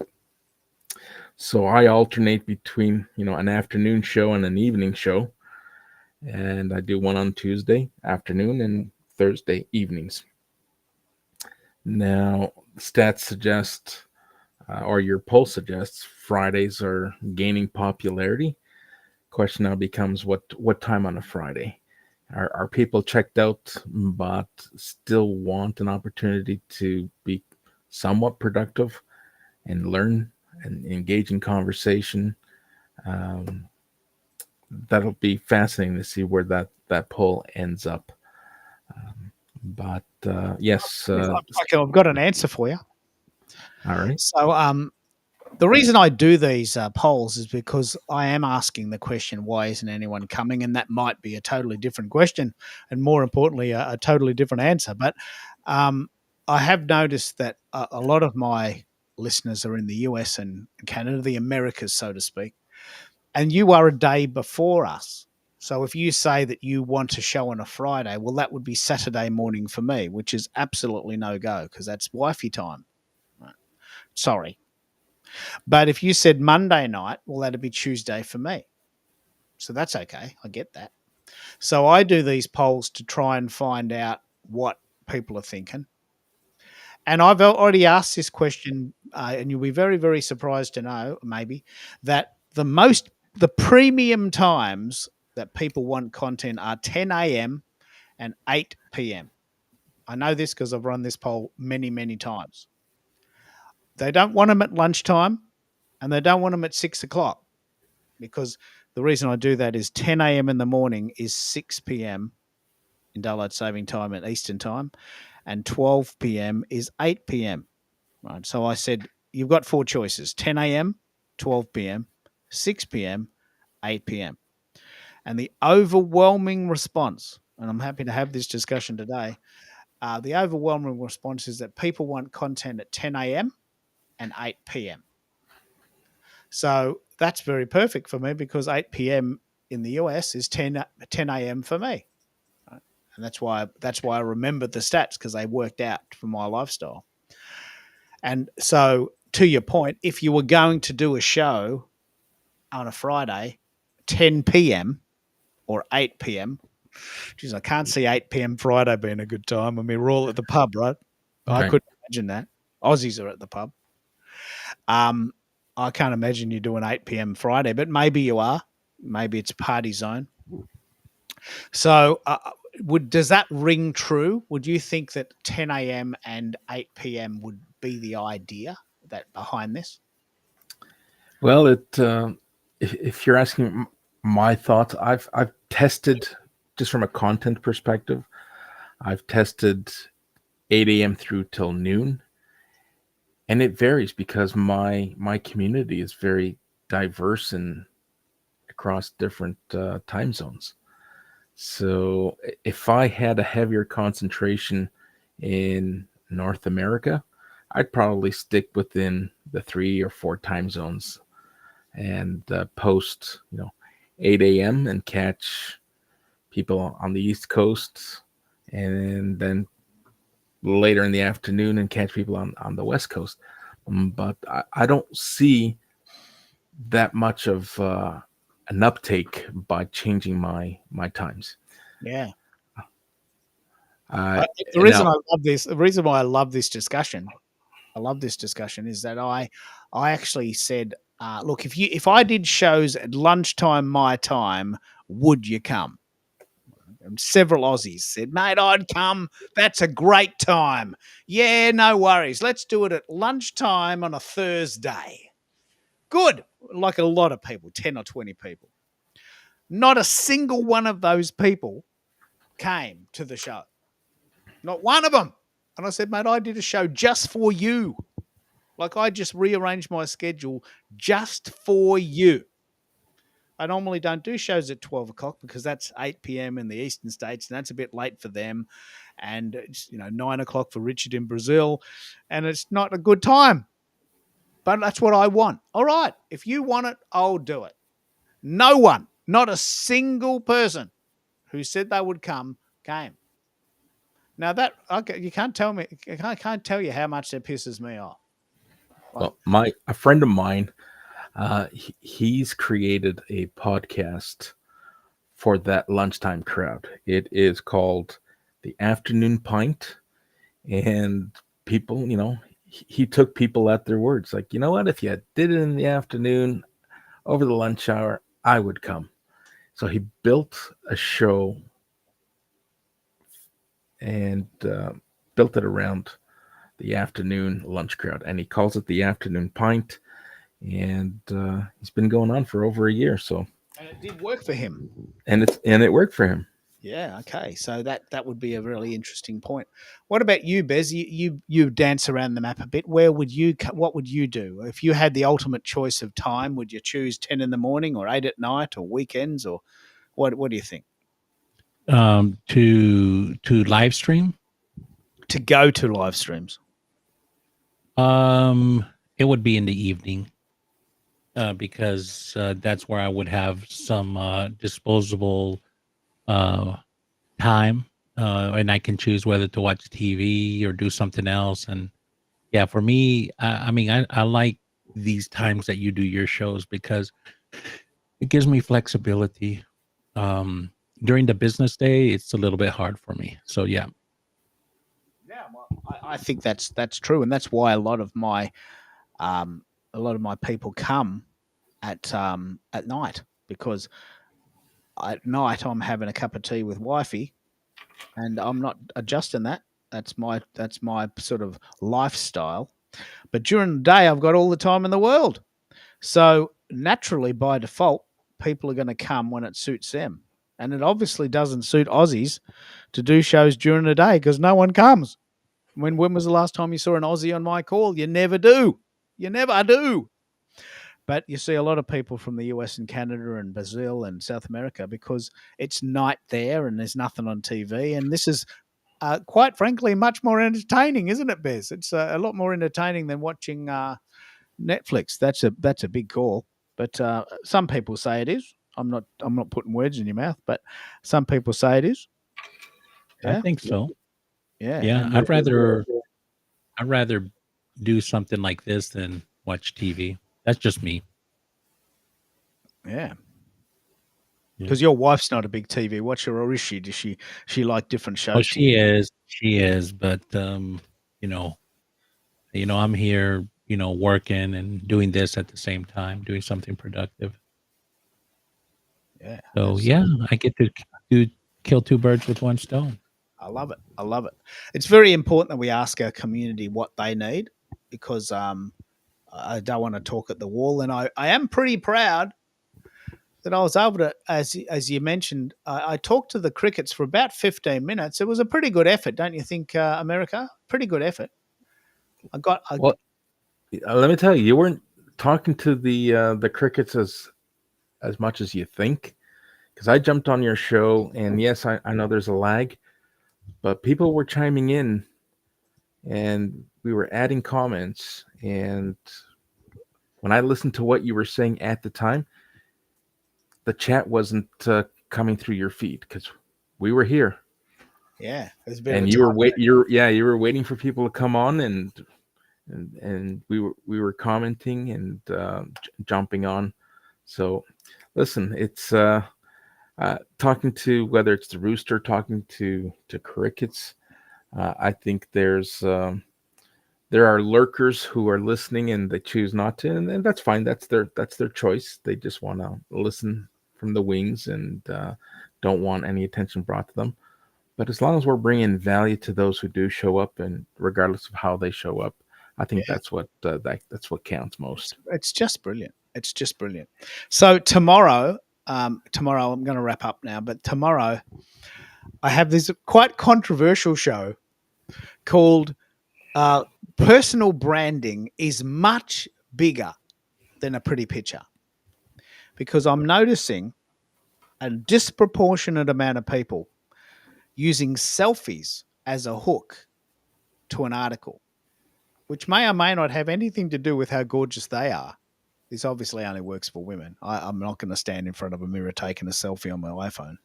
But I'm just going to challenge the norm and say, look, I'm not sure that's personal branding.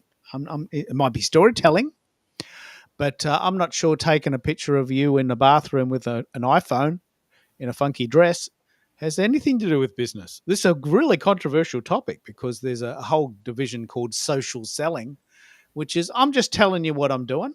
I'm just doing it. And if you want to know more, you can call me and we can have a chat. It's a sort of a hook type of marketing.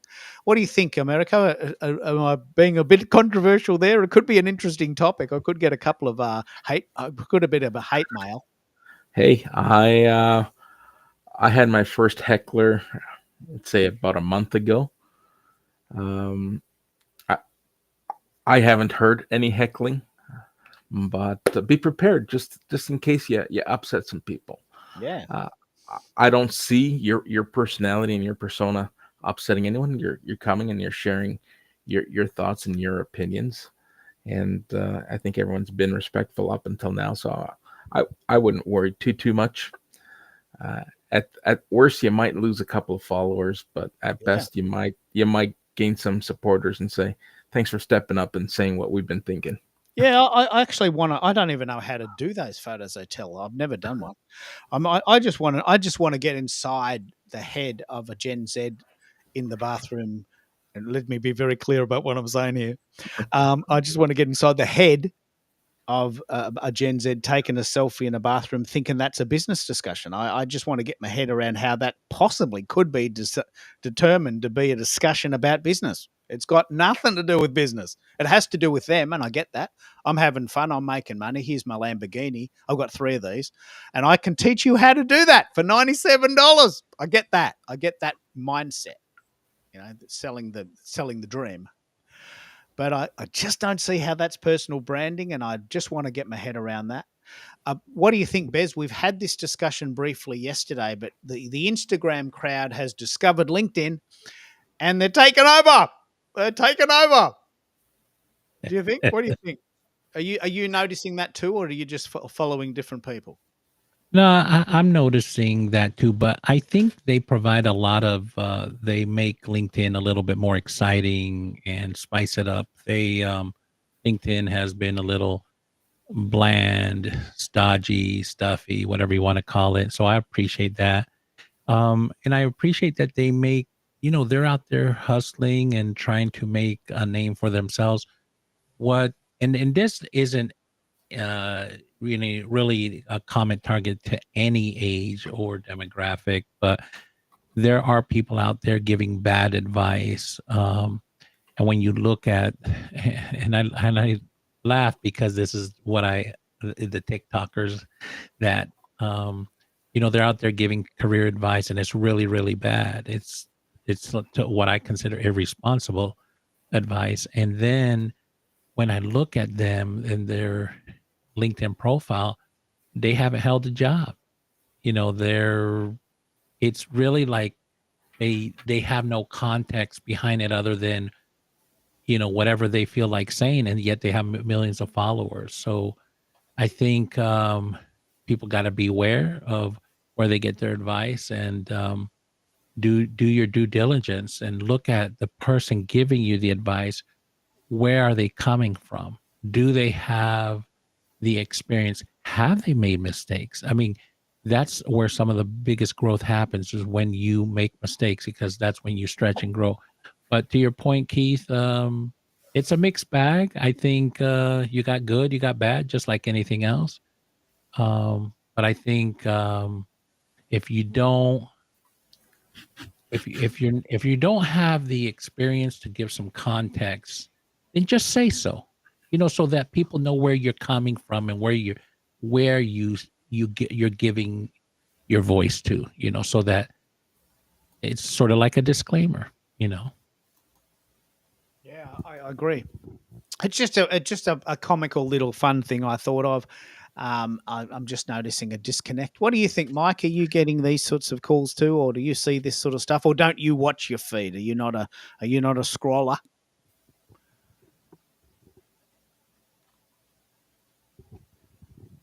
Mike, I watch my feed. I just don't follow the same people that Okay. you do. yeah, I specifically. But I did want to comment on a couple different things. I think you have what I call all flash, no cash, or all flash, to what Bez was saying, substance, right? So, but at the same time, you have OnlyFans, mostly young ladies that are really raking in the cash. So what do? Right? I'm not going to go on OnlyFans. I'm not going to become an OnlyFans consumer or a creator. So it's not even in my wheelhouse. It doesn't even enter my mind. So if I'm going to look towards people to emulate, I'm going to look for, tech startup guys, serialpreneurs, entrepreneurs, solopreneurs. I'm not going to be looking now.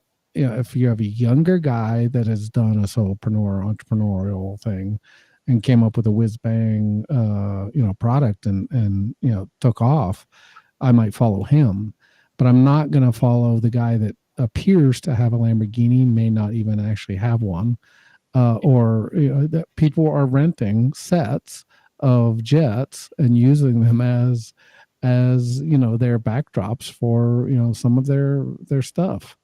So to Bez's point, you really have to do your homework. If it sounds too good to be true and you have all the answers, I want to show me the money. I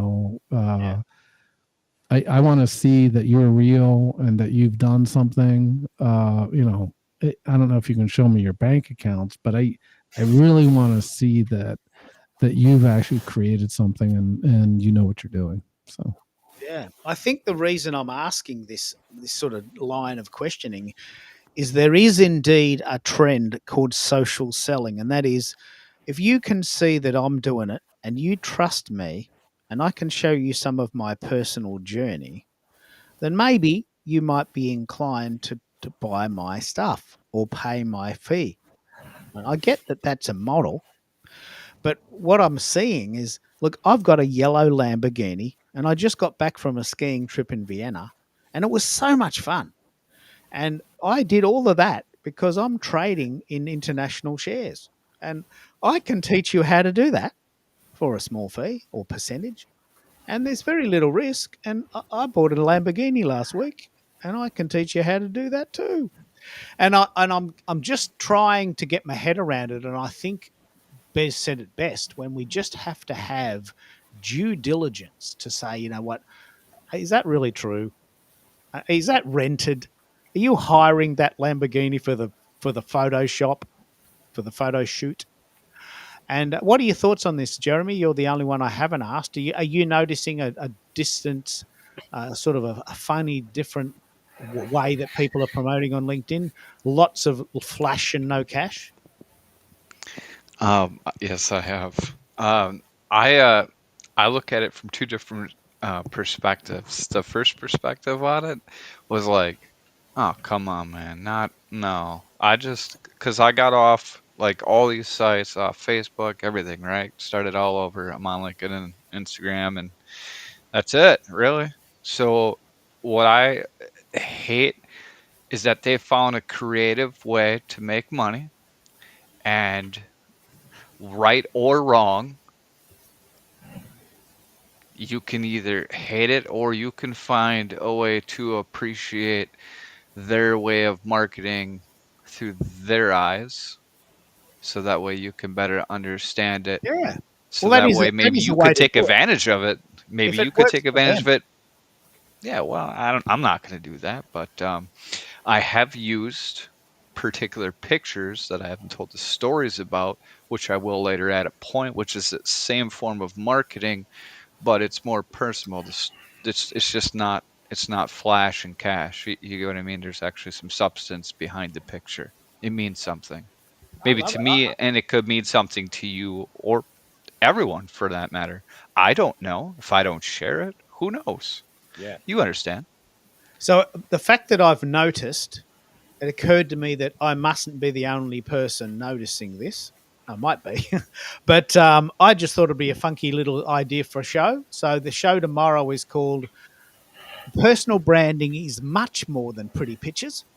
Same time, same channel. So until then, I'm just going to play a little bit of funky music, and I'll let you go. We've been chatting almost 4 hours, so we're coming back to the old style where we do indeed do these really lovely shows. I really want to thank everyone in the room and everyone in the audience for being such a great supporter. This will turn into a replay in the next few minutes, and also it is available on YouTube. So if you do want to hear any of the highlights, just go to the SoundCloud channel, soundcloud.com/Keith Keller. Completely free 20-part series. I'm so proud. I'm so proud. Anyway, I'm going to go get some lunch, do my thing, go for a walk, do some human things. I'll talk to you all later. Alrighty.